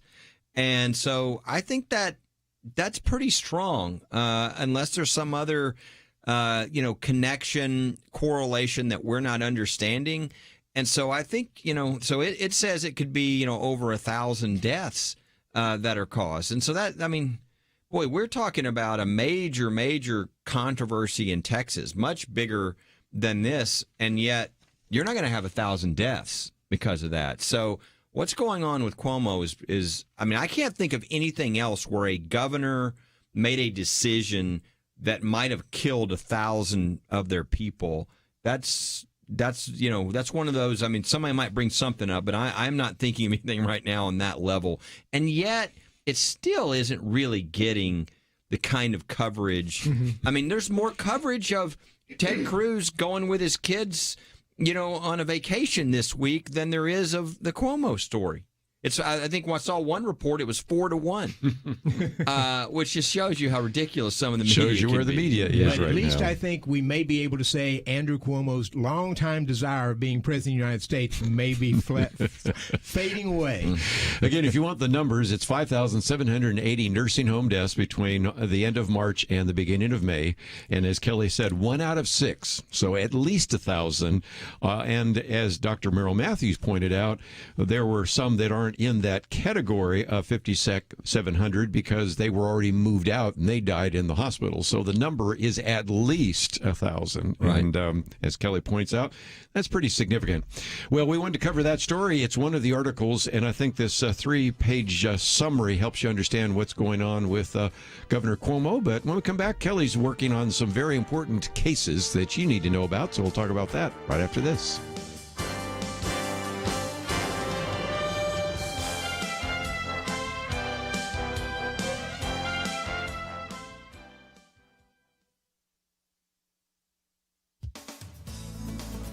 Valentine's Day brought a couple of small COVID-style weddings among people I love. It's refreshing that these couples decided not to wait out the pandemic to have big splashy events. This is an era where lots of couples are postponing marriage, sometimes for years, until they can afford the wedding. University of Texas sociology professor Mark Regnorris's new book, The Future of Christian Marriage, is based on research in 7 countries. He says we've exported consumption-oriented marriage. He told World Magazine's Marvin Olasky about driving on a highway in Lebanon, where he saw billboards about wedding loans like we get loans to go to college. Dr. Regnorris and his colleagues attribute the decline in marriage to the fact that people want financial security first, and also that in so much of society, sex outside of marriage doesn't raise an eyebrow. Some couples see living together as practice for marriage. Some find out later that this is really practice for living without commitment. Cohabitation is on the rise, even among Christians. When cohabiting couples do marry, the marriages are often fragile and, the research shows, are more likely to end in divorce. Dr. Regnorris points out that cohabiting couples may practice a sort of fidelity, but when this couple hasn't made a commitment for the future, there's an anxiety and uncertainty that colors the relationship. Cohabiting couples, having developed certain strings and attachments, frequently just sort of slide into marriage without what Dr. Regnorris calls the proper level of future orientation. A good question for couples contemplating moving in together is, why do you want to fake like you're married instead of actually getting married? Mark Regnorris advises digging into the reasons such a couple might not want to marry and working on those. God designed marriage. That fewer and fewer are marrying is a trend that needs reversing. We can start by encouraging believers to refuse marriage light and hold out for the real thing. For Point of View, I'm Penna Dexter.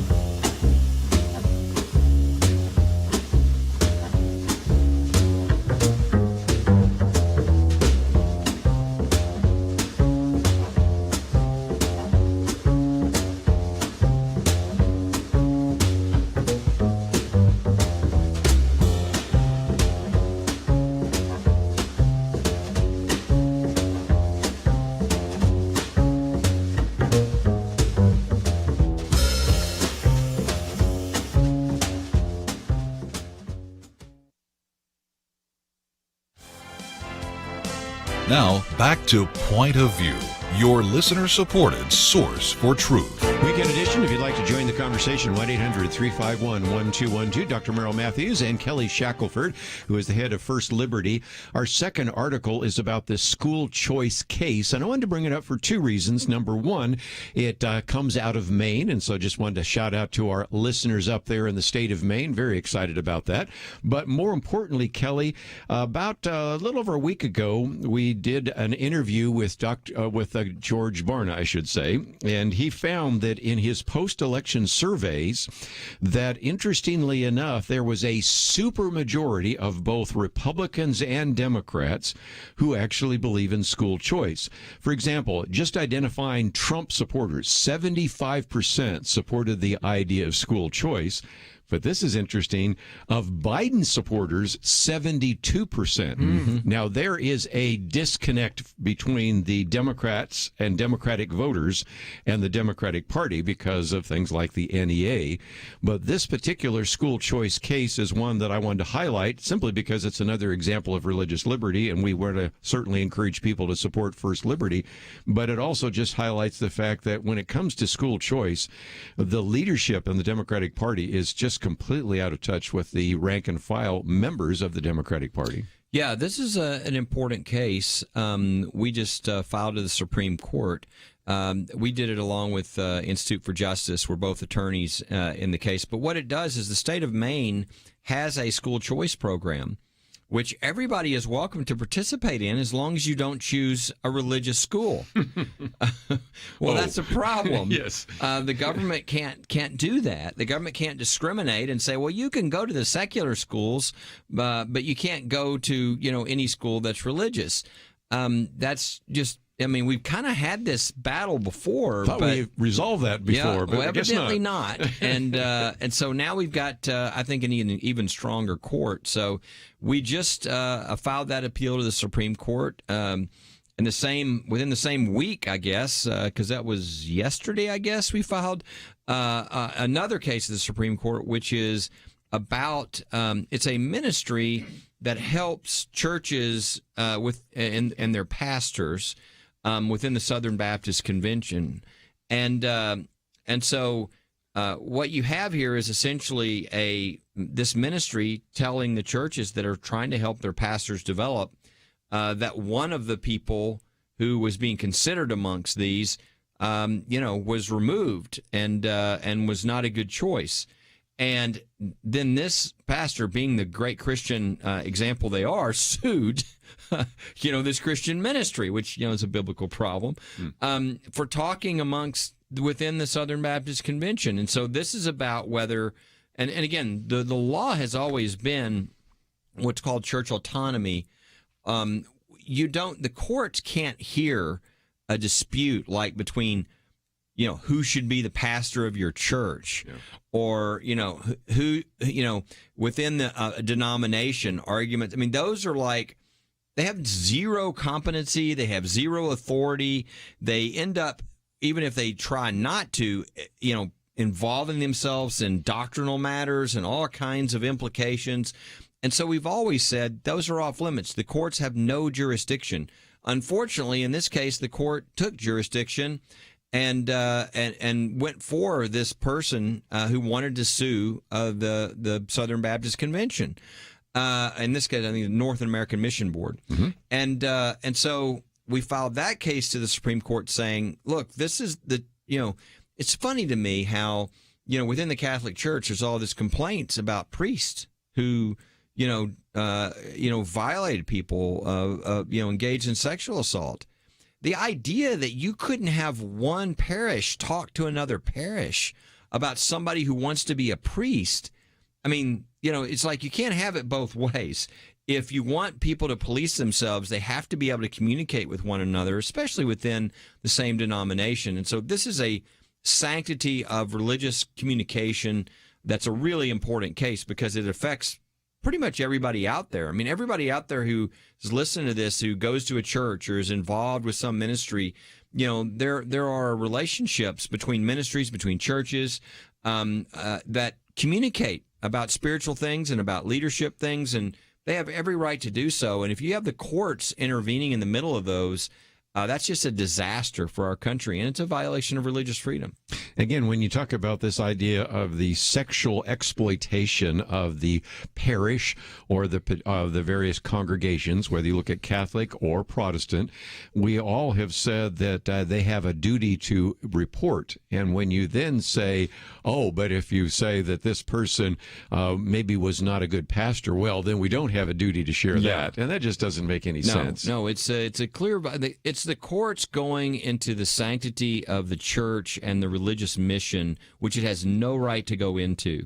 It's not competent to go into. And the last thing we want is secular judges making these kinds of decisions for denominations and churches. So very important. And then the other one I would mention, it's not going to the Supreme Court, but I think it's a really important case. is this coming week we will be arguing what's called en banc at the 11th Circuit Federal Court of Appeals. Typically, when you're at the Federal Court of Appeals, you get 3 judges at random. Most of these Court of Appeals have like 15 judges, and you just get 3. But in rare cases, when they think it's really important, you'll have all 15 say, we're going to sit together in one big horseshoe and have an argument. That's what's happening this coming week in the Brown case. And this is a case, I mean, I kid you not, this case is about a situation where a juror was disqualified from the jury because they said that they would rely upon the Holy Spirit in their determinations. So evidently you can take the oath of office as long as you don't really mean it. This is such a big case also because we brought in the best of the best, our friend Paul Clement.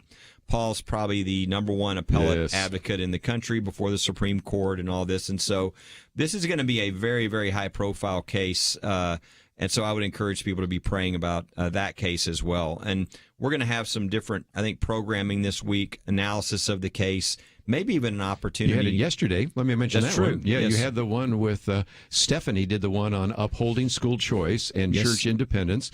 That's different. You have to go to firstlibertylive.com. That's so it's true. a different link, but we have provided that there. And I was just looking at that. And yesterday, she actually provided that, so you could go back and watch it, right? You could. And then this coming week, we're going to talk about this issue of the oath. Right. And the juror. And Leah Patterson, one of our attorneys, is going to do that. But just a lot of big cases about religious freedom going on. And that's in the, not even to mention the stuff that's happening that's kind of we're not paying attention to these days that would have great implications on religious freedom, like the Equality Act, being officially sort of announced, the president issuing his statement of how wonderful the Equality Act is, which would just massively strip religious freedom of every citizen across the United States when it comes to any LGBT issues. So it would literally go into the Religious Freedom Restoration Act and strip out those protections. It's a horrible idea, but some people on the far left like it, and the president is going along with them.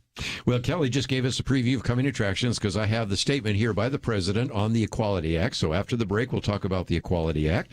We also have some of the aspects of Biden's amnesty bill. I'd like to get some comments around the table on that.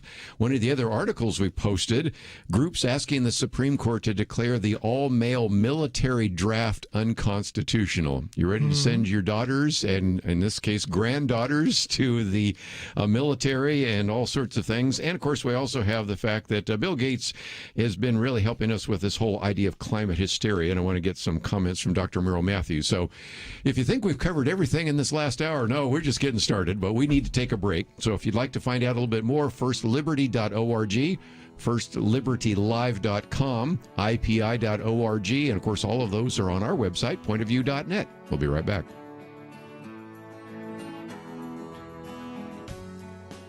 Having civil conversations about important issues seems to be harder and harder.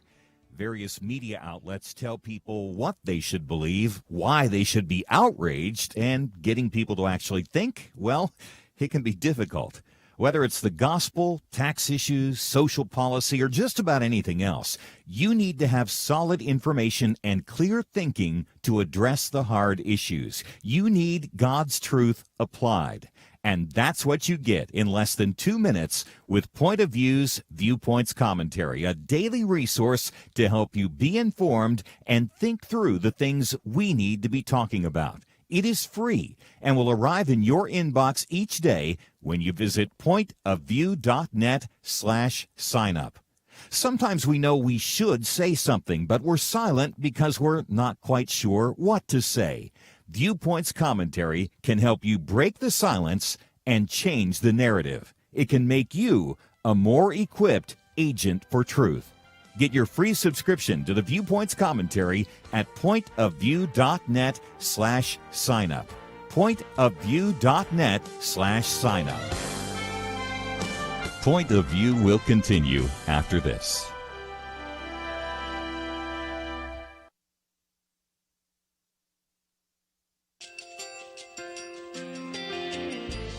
I just want to thank you so much for all the wonderful programming you have.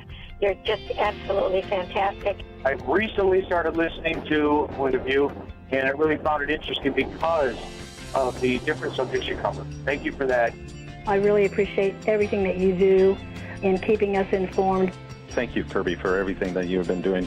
I appreciate all the work that you're doing, advocating for the Word of God. Thank you so much. Point of view, I think, is absolutely necessary because it's a Christian perspective, a biblical worldview perspective, and receive very current, up-to-date information about what is really going on, week to week in our culture, which is changing so rapidly, and yet it's morally sliding backwards. Yeah, I'm just, first of all, I thank you guys. Y'all's program is wonderful, and enjoy it every day. I learn so much every time I listen to it. Point of View Radio Talk Show.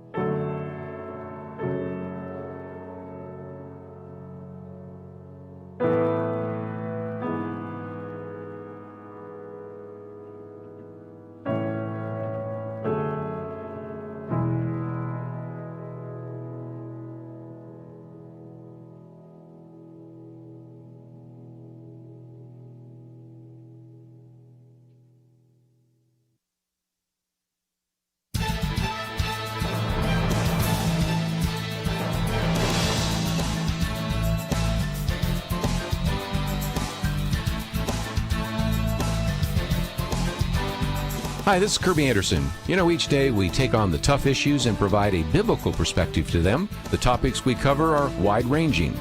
Apologetics, theology, prophecy, creation and evolution, intelligent design, marriage, family, child-rearing, the millennial generation, trends in society, politics, economics, business, religious liberty, the Constitution, public policy, foreign policy, military policy, tensions in the Middle East, abortion, homosexuality, pornography, sexual ethics, media, technology, history, and America's godly heritage.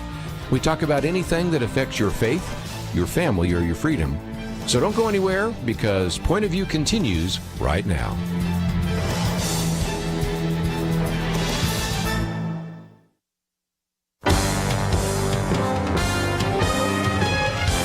Across America, live. This is Point of View.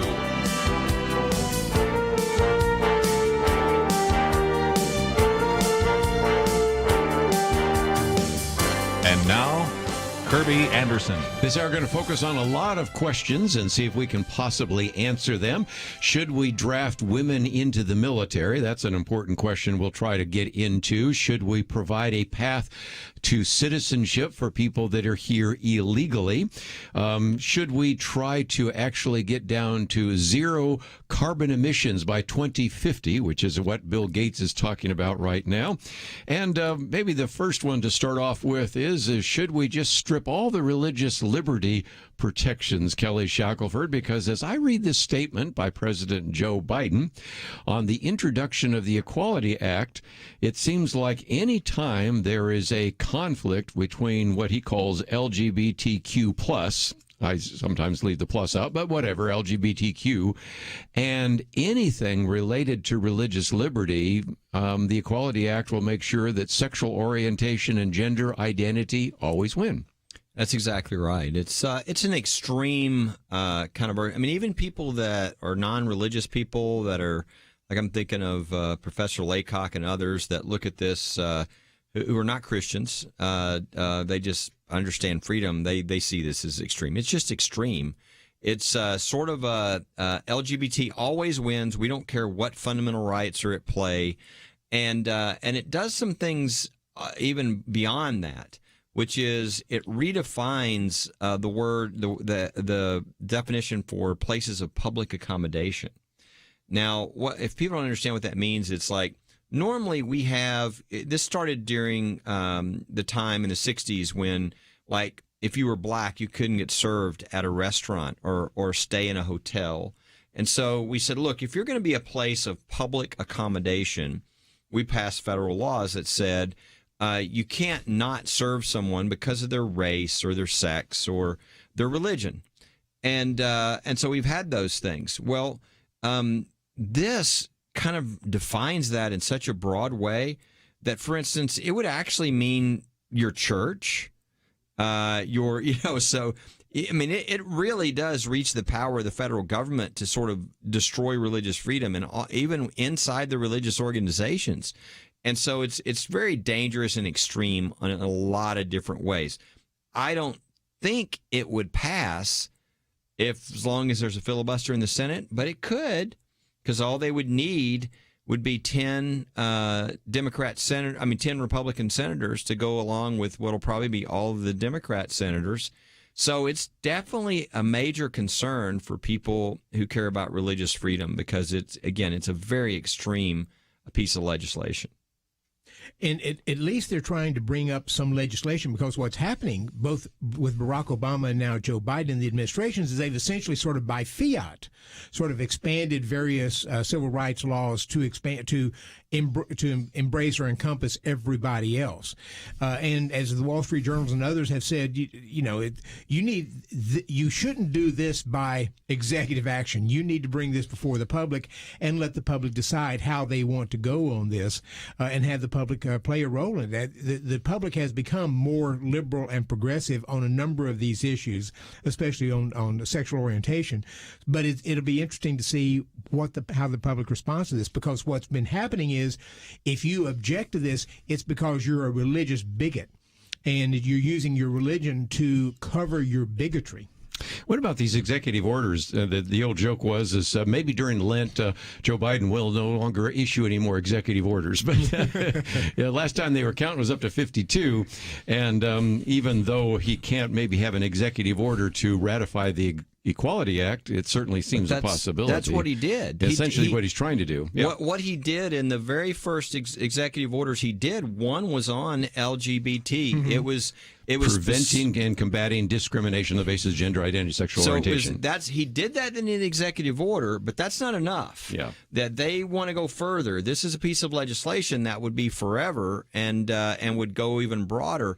And I want people to understand what this means. When he says in an executive order, I'm ordering all within the executive branch, every government agency, department, everything, you cannot involve yourself in anything that touches discrimination on the basis of transgenderism, for instance. Right. Well, think of all the federal programs that they administer, like, to feed people who are hungry, to provide places to stay to homeless, to help people get off of drugs and to get their lives back straight.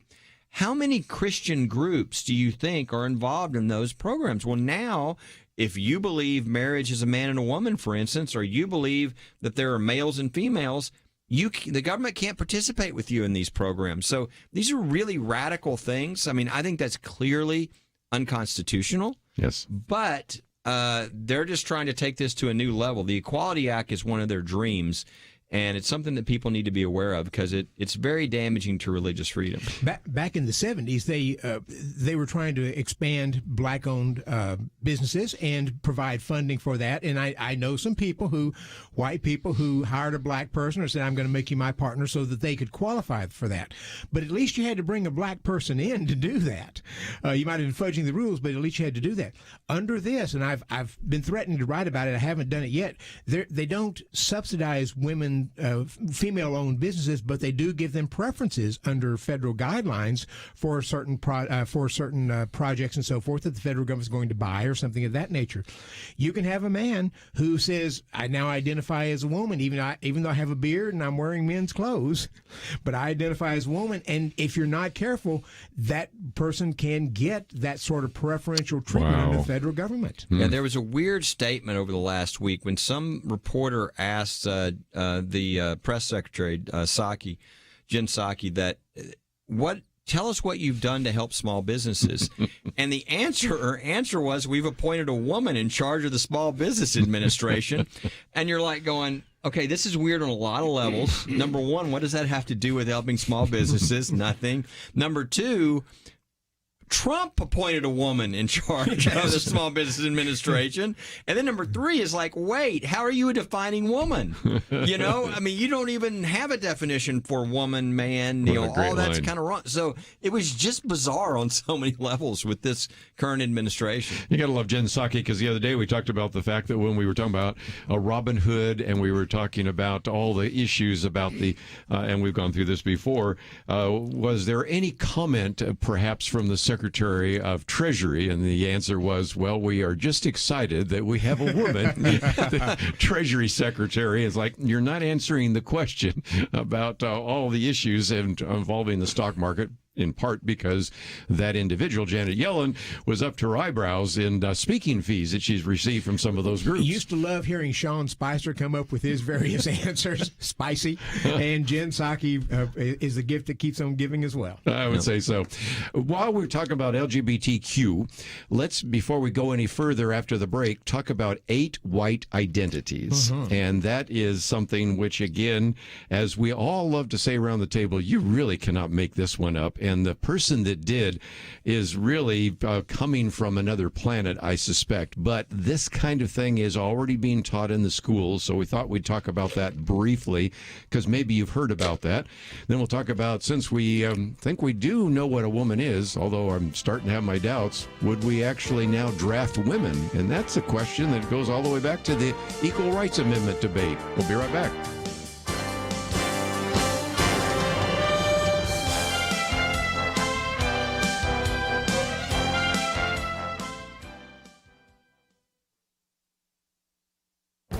This is Viewpoints with Kerby Anderson.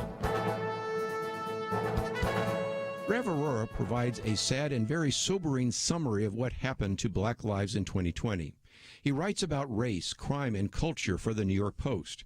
He reminds us how the nation was united in shock and horror after George Floyd's death, but he goes on to describe in painful detail what happened in our cities. Consider this statistic. Last year saw the largest year-to-year increase in homicides ever recorded in U.S. history. The homicide rate in 34 cities was 30% higher in 2020 compared to the previous year, and at least 8,600 black lives were lost to homicide last year. In Chicago, 80% of gun violence victims in 2020 were African American. In New York City, 71% of shooting victims are black, even though they constitute just 26% of the city's population. Of course, the media narrative focuses only on those tragic circumstances and where a black man or woman is killed by police, which he says happens less than 0.5%. He estimates that the probability of an African American being killed by a civilian is more than 30 times higher than that of being killed by a member of law enforcement. More than 90% of black homicide victims are killed by black offenders. He warns that in these cases, the ghost of endemic white supremacy cannot be invoked to push racial grievance narratives. As a result, the media turns a blind eye. He also reminds us of the much-publicized Gallup poll that found 81% of black Americans favored the same or higher levels of police presence in their neighborhoods. If we're truly concerned about black lives, then we shouldn't be talking about defunding the police. I'm Kerby Anderson, and that's my point of view.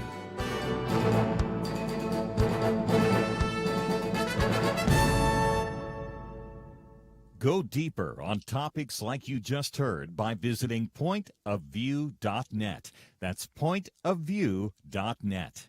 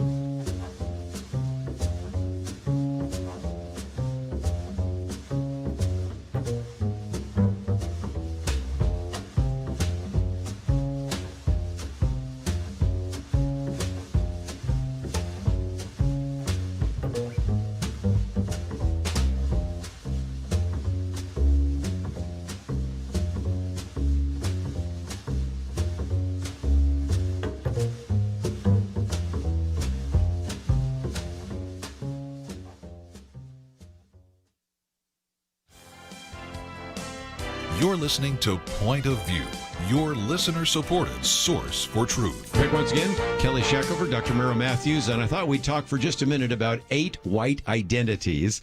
You got to think we're making this up, but you can type that in right now. Everything from a white supremacist all the way down to a white abolitionist, and nobody is actually given grace or absolution.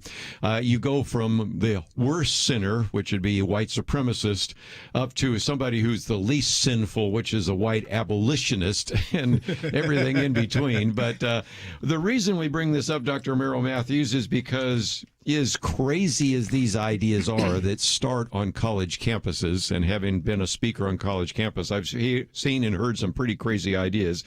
These ideas don't stay there. They make their way into the classrooms, and already you are having students being told about this, aren't we? Right. And what I think happened here was a college professor, one who specialized in African American studies, put this together, and then a principal of a school got it and then sent it out to the white parents of the school to identify, and not for them, not to force them to do anything, but to ask them to think about their white identity. And it moves from, and I'll hold this up just a second here so people can see the chart there. So you'll see the chart, and it moves from apparently the bad is white supremacist to white abolitionist. So you could either be a white supremacist, a white voyeurism, white privilege, white benefit, white confessional, white critical, white traitor, and white abolitionists. And so as you move over to white abolitionists, white confessional is a person who says, I realize I'm wrong. White critical is critical of whiteness and what white people have done. White traitor is you're really critical of it.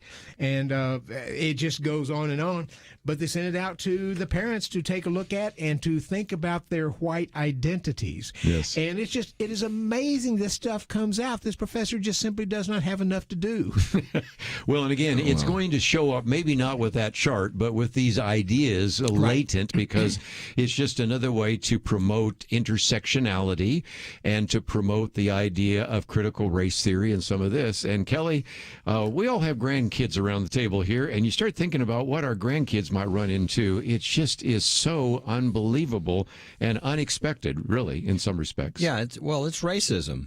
I mean, looking at people based upon their race and try to put them in categories is racism. It's unbiblical. It's morally wrong. It should be repugnant to every American. But this is what identity politics does. They use race. They use whatever they need to kind of create this Marxist. You're either in one of two groups. You're either the oppressor or you're the oppressed. And if you're the oppressor, then and again.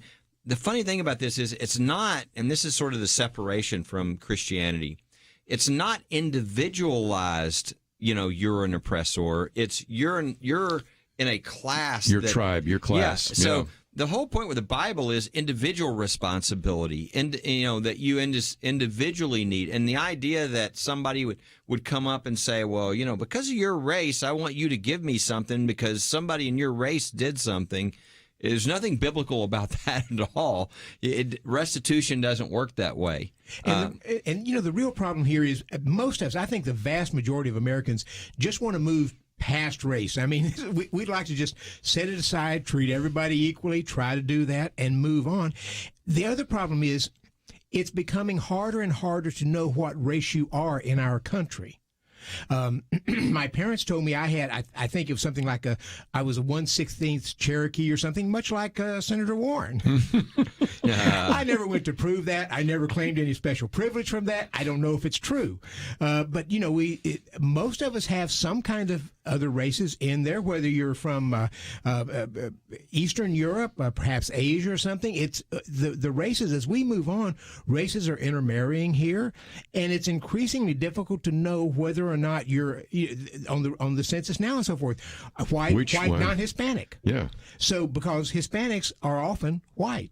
But so are you Hispanic non-white? I mean, or what? It's just, and I think within the next generation, there'll be so much interracial mixing that whether I'm black, white, or who knows? I mean, I just don't know. Great-grandma was maybe black or partly black or something of that nature, and I don't know how I fit into any of these things.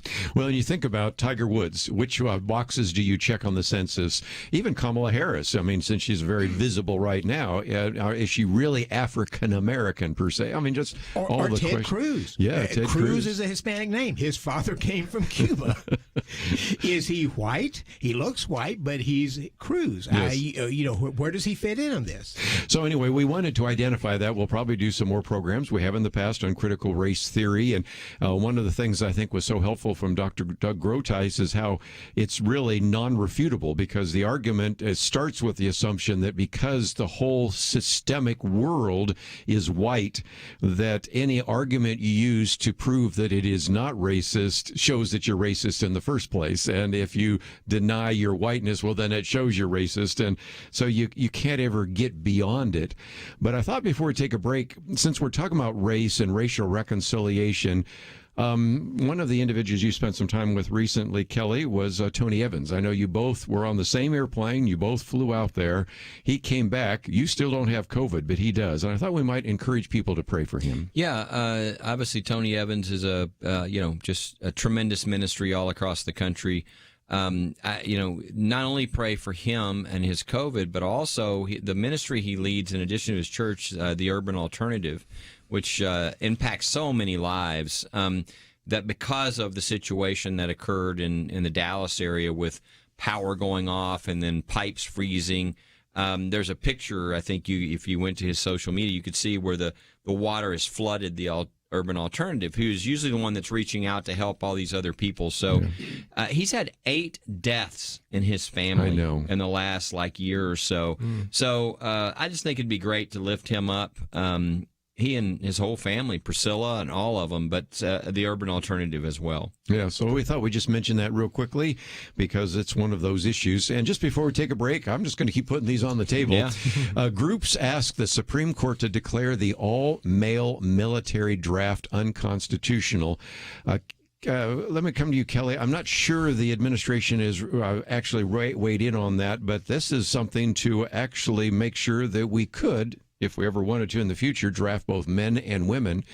And I think that brings me all the way back to Phyllis Schlafly, the ERA, the Equal Rights Amendment, and all sorts of things. What about this? Yeah, I saw something. I can't remember if I thought I saw some saying that certainly the Biden administration was supportive of this. I don't know that they were through the military, but certainly these are their constituencies. I think this is the ACLU. This is others pushing this. It's my wife said to me yesterday when she saw this, she said, gosh, this new administration sure seems to be anti-woman. They're ready to take out women's sports.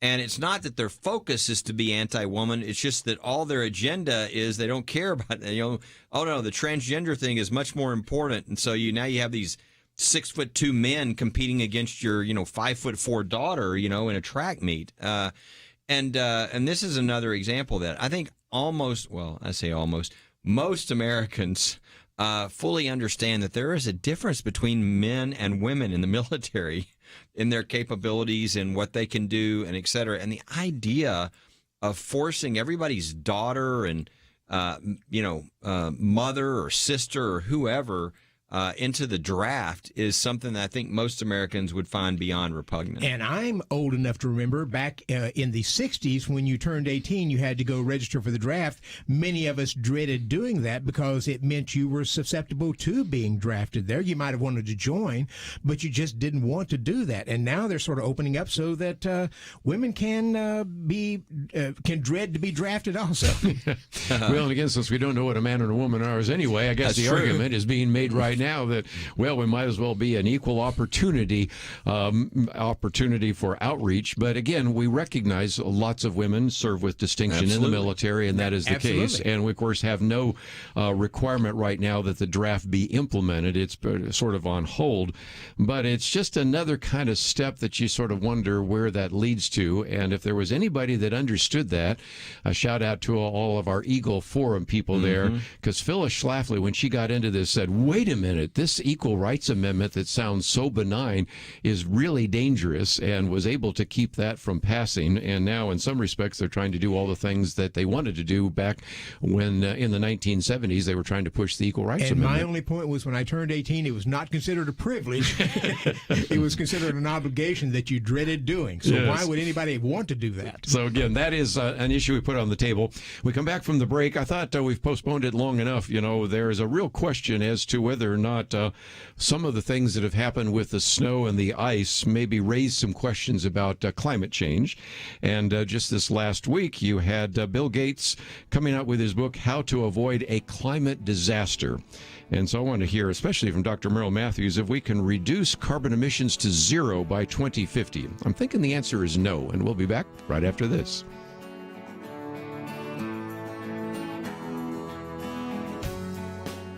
We live in a digital generation. Point of View is reaching this often overly plugged-in generation with truth. You can keep up with us 24 hours a day using your phone, your tablet, your laptop, or your desktop. Search for the Point of View radio talk show on Facebook, where you can keep up with today's issues, learn about current and upcoming guests by liking us on Facebook. Also, follow us on Twitter. Our handle is @PointOfViewRTS. That stands for Point of View Radio Talk Show. Learn, interact, make a difference with Point of View using new media. And here's one way you can make a big difference. Help us increase our reach by spreading the word among your friends. Share a Facebook post. Tag us in a tweet. With enough joining us to plant seeds, we'll see a tremendous harvest. Come on, it only takes a minute. Search for Point of View Radio Talk Show on Facebook. Point of View RTS on Twitter, and subscribe to the Point of View Radio Talk Show channel on YouTube. Learn, interact, share. The Point of View Radio Talk Show. Point of View will continue after this.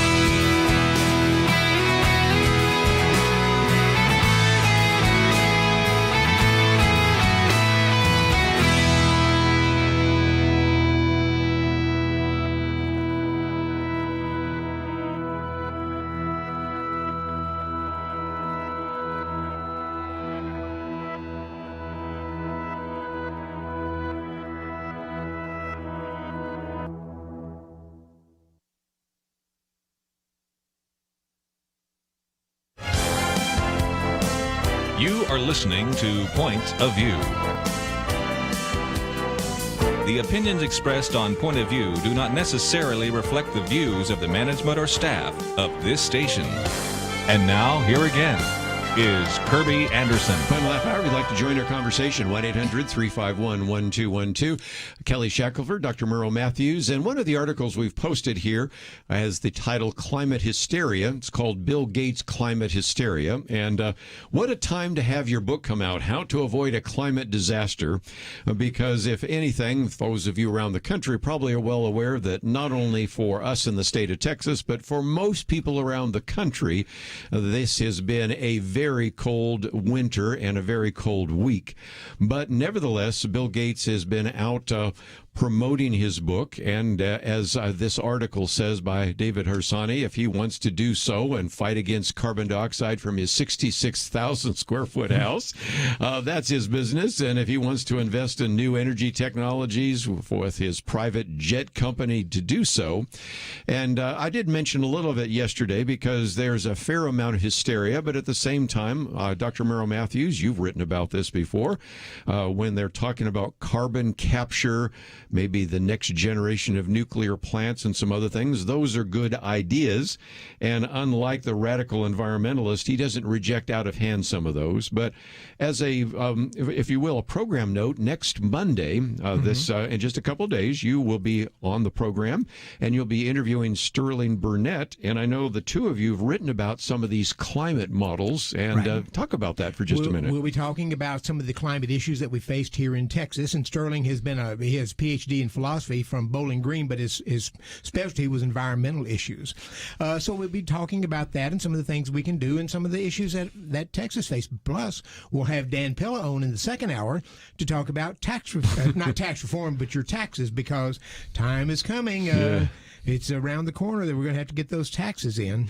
What about this whole idea of the fact that we used to talk about global warming? You can see how the phrase global warming would be falling on deaf ears this last week. It was, which is one of the reasons why they changed it to climate change, because the Earth has been on a gradual warming trend since the last ice age, which is why we aren't in an ice age. And so that's been a standard. Humans may be exacerbating that. We certainly may be. But the warming has been going on for thousands of years. Having said that, the Al Gore and others had predicted by 10, 12 years ago that we wouldn't even have any snow anymore. We proved that wrong this week in Texas. But they thought all the snow was going to be melting, wouldn't be seeing it anymore. So they've changed it to not just global warming, but to climate change, so that even when you have cold snaps like we had here in Texas, which is unusual but not unprecedented, they can say this is a result of climate change. Kerby, every article I looked at had to have at least one nod to climate change, and if Texas had only been aware of this. I even saw an article, I think this is Associated Press, which said that, are you ready for this? California is doing much better with this electricity because its residents recognize climate change and Texas doesn't. Did you not understand what happened this past summer with the wildfires and the electricity grid going down in California? I'm amazed at some of the things that we see from this. I did have a little bit of fun. And next week, my commentary is on Glacier National Park, and I haven't actually been able to hike through there in some time, but they've had these signs up, as you well know, for years, that eventually these glaciers will all be gone. And I went back because of Kyle Smith writing about the fact that they have been predicting that these glaciers would eventually melt away back in the 1930s, the 1960s, the turn of this last century. They're still predicting them, and the glaciers are still there. So someday they actually may eventually melt, but it's just, again, one of those predictions that just hasn't actually borne out. Back 10 or 12 years ago, I wrote a piece highlighting that there were several scientists who said we were probably going to move into a new mini ice age that we've had a couple of times in the past. Sure. I don't know if this is the start of it. It kind of feels like it, but the climate does change at times, and even though we've been on a gradual warming trend, we have times where we go into very cold areas for several years. I thought you were going to say, Kerby, at the end of the Glacier National Park, that now the sign is covered with ice, because I thought that would be the appropriate. Right now, they probably are. They were going to remove it, but they couldn't get to it because of the ice. Exactly. Because of the ice. Yeah, probably the case. And another favorite one is the polar bears. Al Gore was telling us we are going to get rid of the polar bears, and the polar bear populations have actually seemingly exploded in John Dre. So again, the idea of Arctic ice. Somebody was jokingly saying the other day that Al Gore said, well, we're going to lose the Arctic ice. Yeah, and it all came to Texas. Yeah, I just, the thing that I think most Americans are tired of is the hypocrisy of these people that are trying to tell the country, something that they really don't know much about. And I don't even, Bill Gates is not an expert on vaccines or the climate. He's had no training in those areas. But these people that think because they're like a politician or a Hollywood star or they have a lot of money that they're like the national expert. But the hypocrisy that goes along with it is, I think, what most Americans just tire of. It reminds me of all the Hollywood stars talking about opening our borders. And then all of them have, big fences around their house and security and all that. In this case, it's like Al Gore flying on his jet to speak overseas. Mm-hmm. And Kerry. Yeah, John Kerry. And then in this case, you've got him. You've got Bill Gates talking about this, and he lives in a 66,000 square foot house. And by the way, that's just one of his homes. That's true. And he owns a jet company. I mean, it's a lot like the politicians we just saw. And I think that most Americans pay exactly as much attention to this as it deserves, which is very, very little. I think they dismiss it immediately.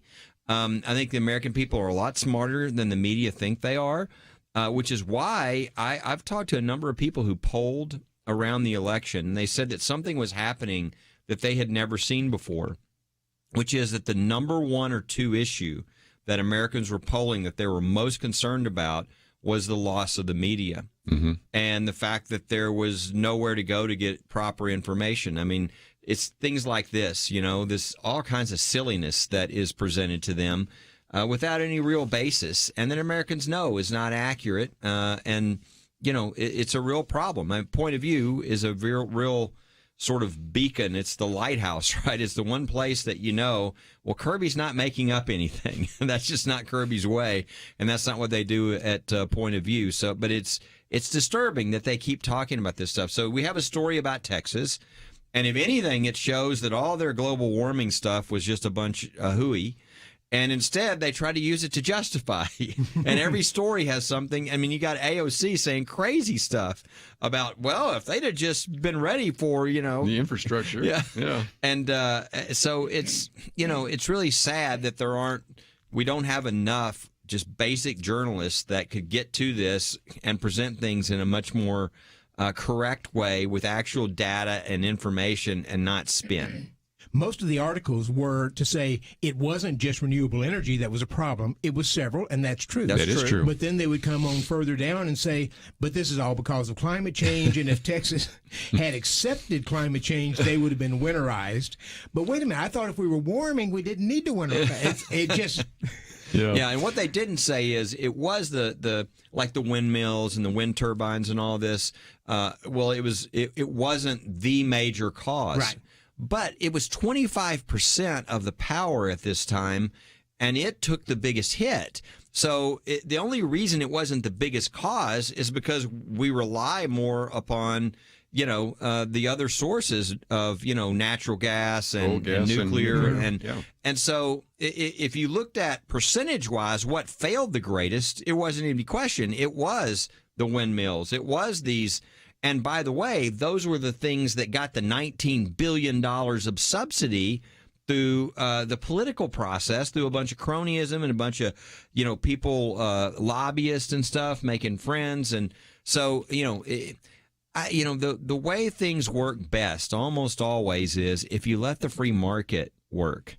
And when you don't, and you start putting your thumb on the scale, you get things that happen that you're not ready for. And, that's one of the reasons why the less government, usually the better, and we've shown why.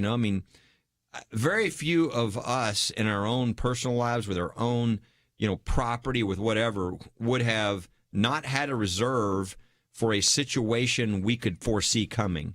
But the government does it all the time, and we're all the ways the ones that suffer, the regular citizens. You think of Proverbs 27, the prudent man observes and plans, but the foolish one does not, and we've seen that to be the case. Anyway, the third article is on the failure of the Texas power grid.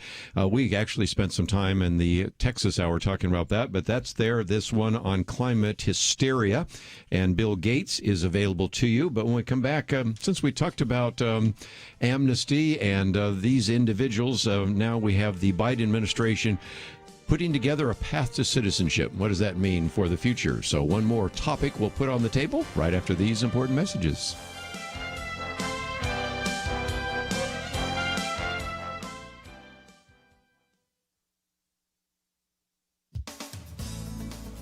Valentine's Day brought a couple of small COVID-style weddings among people I love.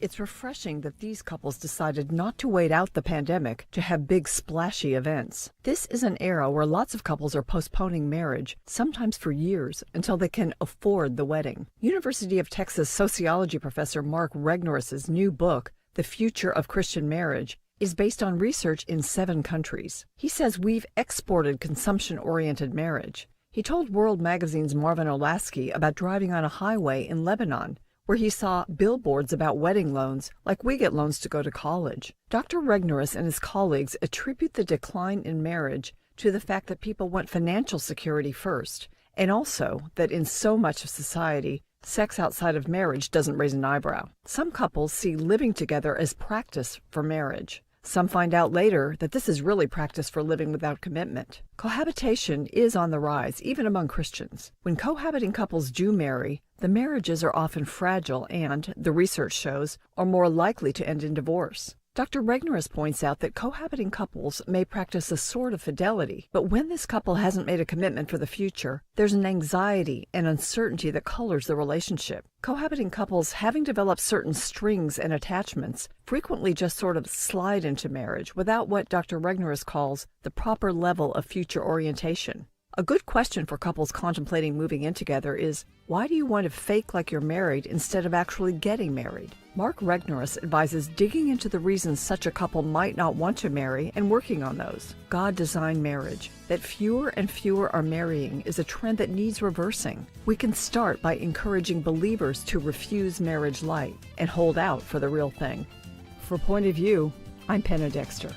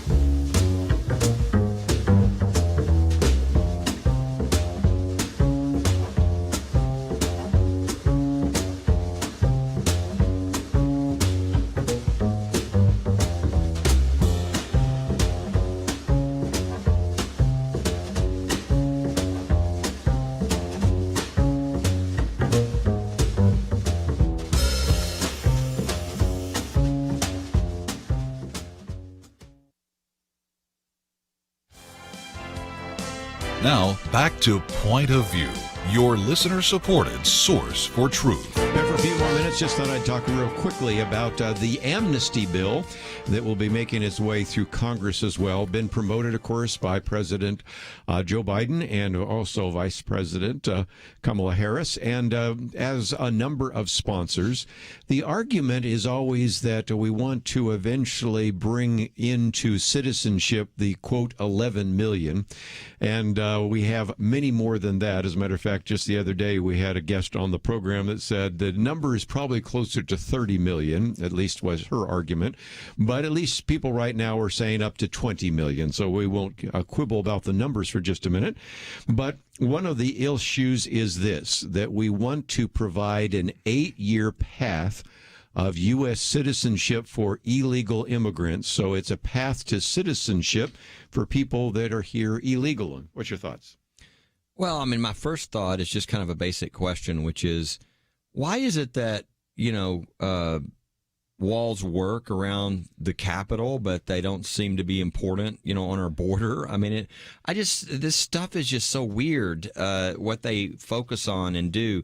I mean, no matter who you are, you should have liked the fact that by the time Trump was ending his term, that we didn't have these caravans of people coming to the border where people were dying on the way and just in horrible conditions. And, the last I saw, because of the new approach, this more open border approach, we're already at like 4,000 people coming in, like a day. We're talking about over 100,000 a month. So it's already ratcheting way back up. And so this, if they you can't really pass anything on immigration reform internally until you've secured your border, because it's all irrelevant. If people can all come in illegally tomorrow, what does it matter what we do about the people that are already here?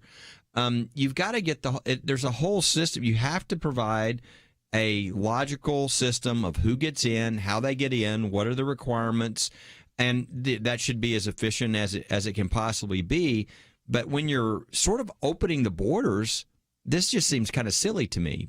And IPI, my organization that I'm with, we've been a long supporter of we'd like to have a robust guest worker program. Mm-hmm. That means somebody, if you want to come to the United States and work, especially in Mexico, we do need agricultural workers and some other things. We'd be happy with you doing that. You pay a pretty good fee, $4,000 or $5,000. That's in place of the coyotes they're paying now to get here. You come in for 2 or 3 years. You're able to go back and forth. We know the time that you're here. We know where you are, and then after it's done, you reapply or something like that. That's not to allow people. I would argue that those people who are here illegally would have to go back and go through the system in some way. If you've never lived in, say, Mexico, and you don't want it, there's no place for you to sort of go back to, but you've been here illegally for these many years. Maybe there's a way to address that, but that's not a path to citizenship. That's the ability to let you come and work in the country for places that need workers. And I know people. I mean, a good friend of mine has a lawn mowing service. He goes through the process. He tells me about this. He says, I go through everything. I pay them, I think it was $10, $12 an hour. I have to advertise two different advertisements in the paper. Cost them $750 to do that. I have to provide certain workers' comp and other things for them, and I bring them in. But he said, I can't even get people for that because the construction industry is paying him so much more than he can pay. But we do need workers in the country in certain areas, and I'd like to see a system. We did this in World War II, where you have a legal system where people can go in, but it's not citizenship. It's working. And then citizenship is something different. But that's not what Democrats want to do. They think by doing this, they're going to get 11 million new voters. That's right. That's right. Yeah, and that's really the justification. If these all individuals coming in right now voted with Republicans, you know that you'd have a very different reaction to that, don't you? They would be adamantly opposed. And back 20 years ago, Democrats were adamantly opposed to this because labor unions were opposed to it. And even Bernie Sanders, not so long ago, kind of switched and those kinds of things. So that shows it.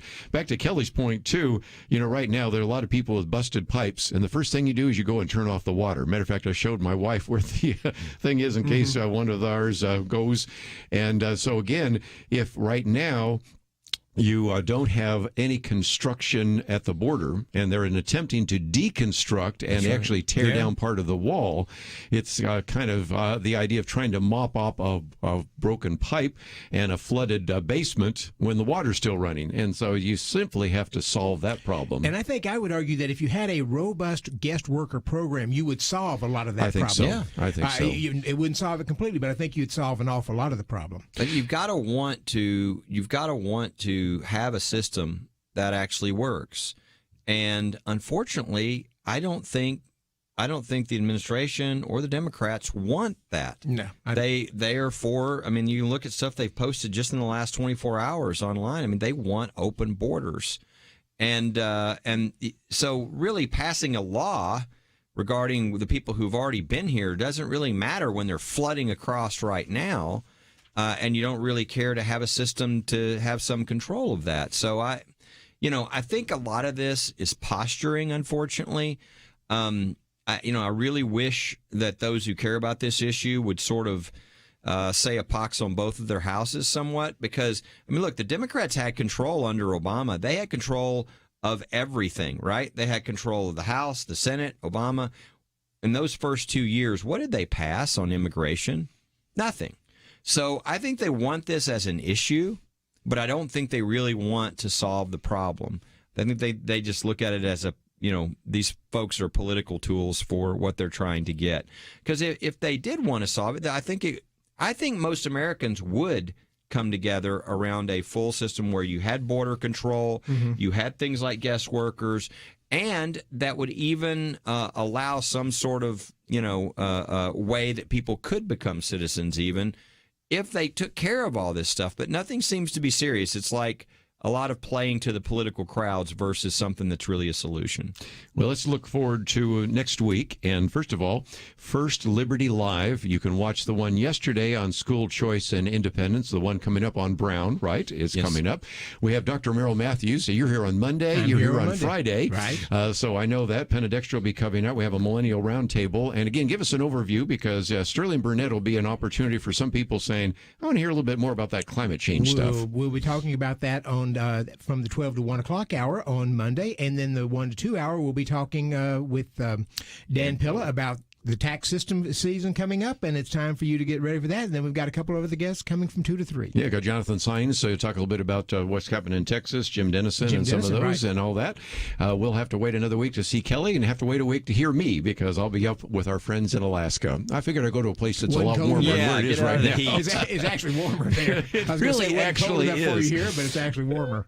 Let me just mention, as you go to the website at ipi.org, you actually have some of these events where people can listen to you as well, just like First Liberty Live, right? And next week we'll have John Berlau talking about George Washington Entrepreneur, his new book. That's right, that new book I've been hearing about. Kelly, one last time, as people want to maybe watch this, they can just sign up to get First Liberty Live and watch these? If they go to firstliberty.org, that's the main website, they can get everything. They can, if they're not getting the email every week on what's happening around the country, they can sign up for the Insider.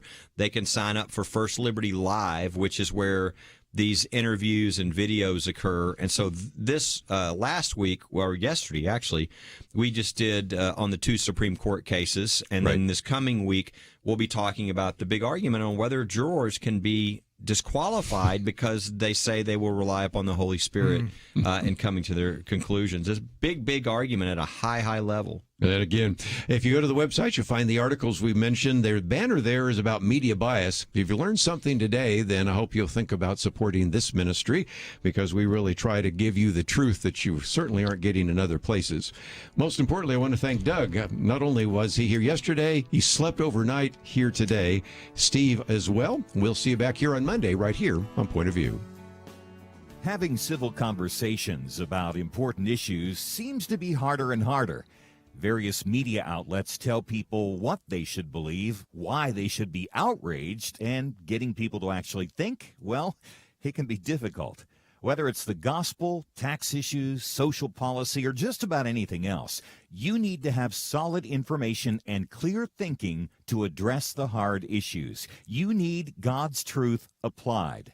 And that's what you get in less than 2 minutes with Point of View's Viewpoints Commentary, a daily resource to help you be informed and think through the things we need to be talking about. It is free and will arrive in your inbox each day when you visit pointofview.net/signup. Sometimes we know we should say something, but we're silent because we're not quite sure what to say. Viewpoints Commentary can help you break the silence and change the narrative. It can make you a more equipped agent for truth. Get your free subscription to the Viewpoints Commentary at pointofview.net/signup. pointofview.net/signup. Point of View is produced by Point of View Ministries.